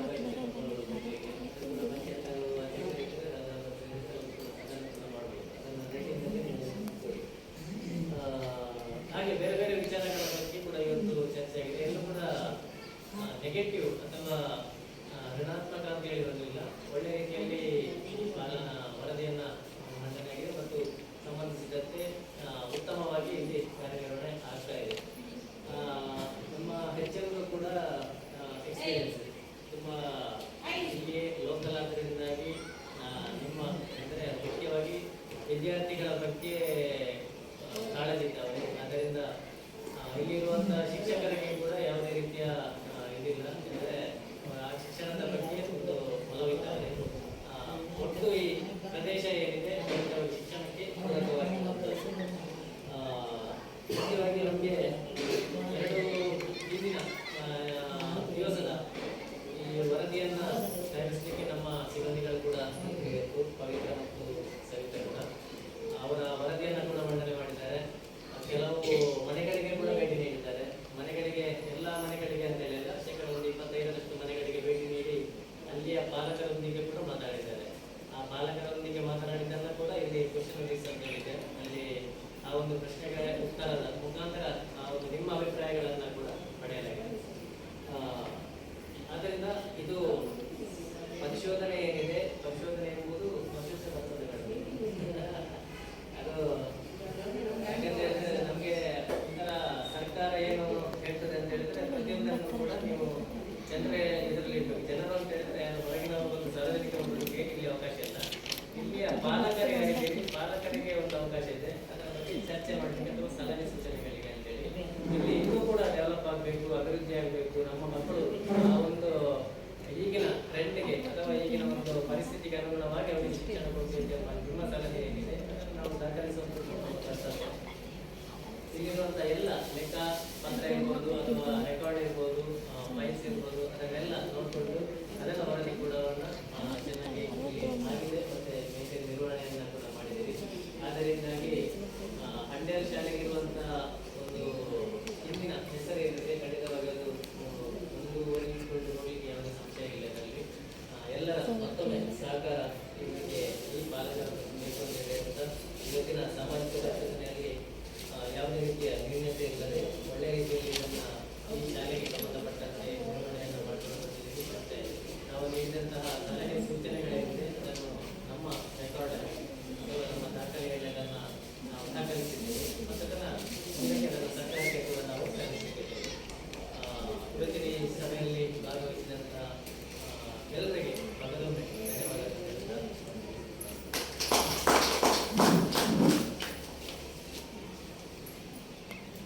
ಗೆರೆ ಹರಿಯಂತ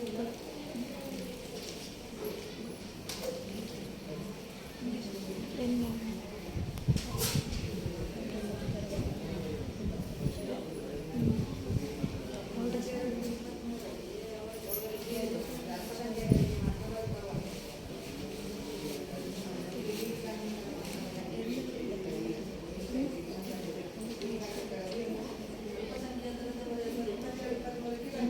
ಅಂದ್ರೆ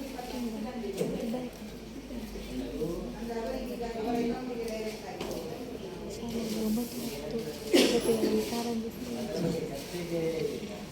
ಹೆಚ್ಚುವರಿ ಅದೇಂತರ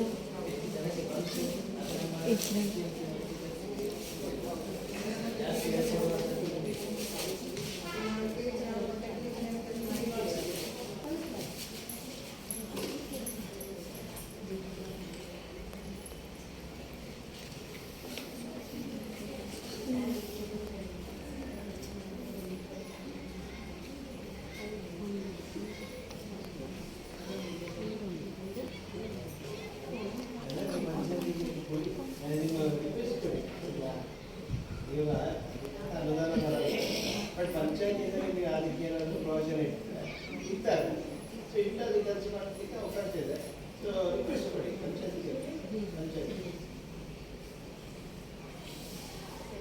ಸ್ವಲ್ಪ ಬೇರೆ ವಿಷಯ ಚೂರು ಘೋಷಣೆಯಾಗಿದೆ ಚೂರು ಮಾತಾಡ್ತಾರೆ ಮೊನ್ನೆ ಇದು ಪ್ರತಿಭಾ ಈ ಕಾರ್ಯಕ್ರಮದ ಅಧ್ಯಕ್ಷ ಸ್ಥಾನವನ್ನು ವಹಿಸಿಕೊಂಡಿರುವ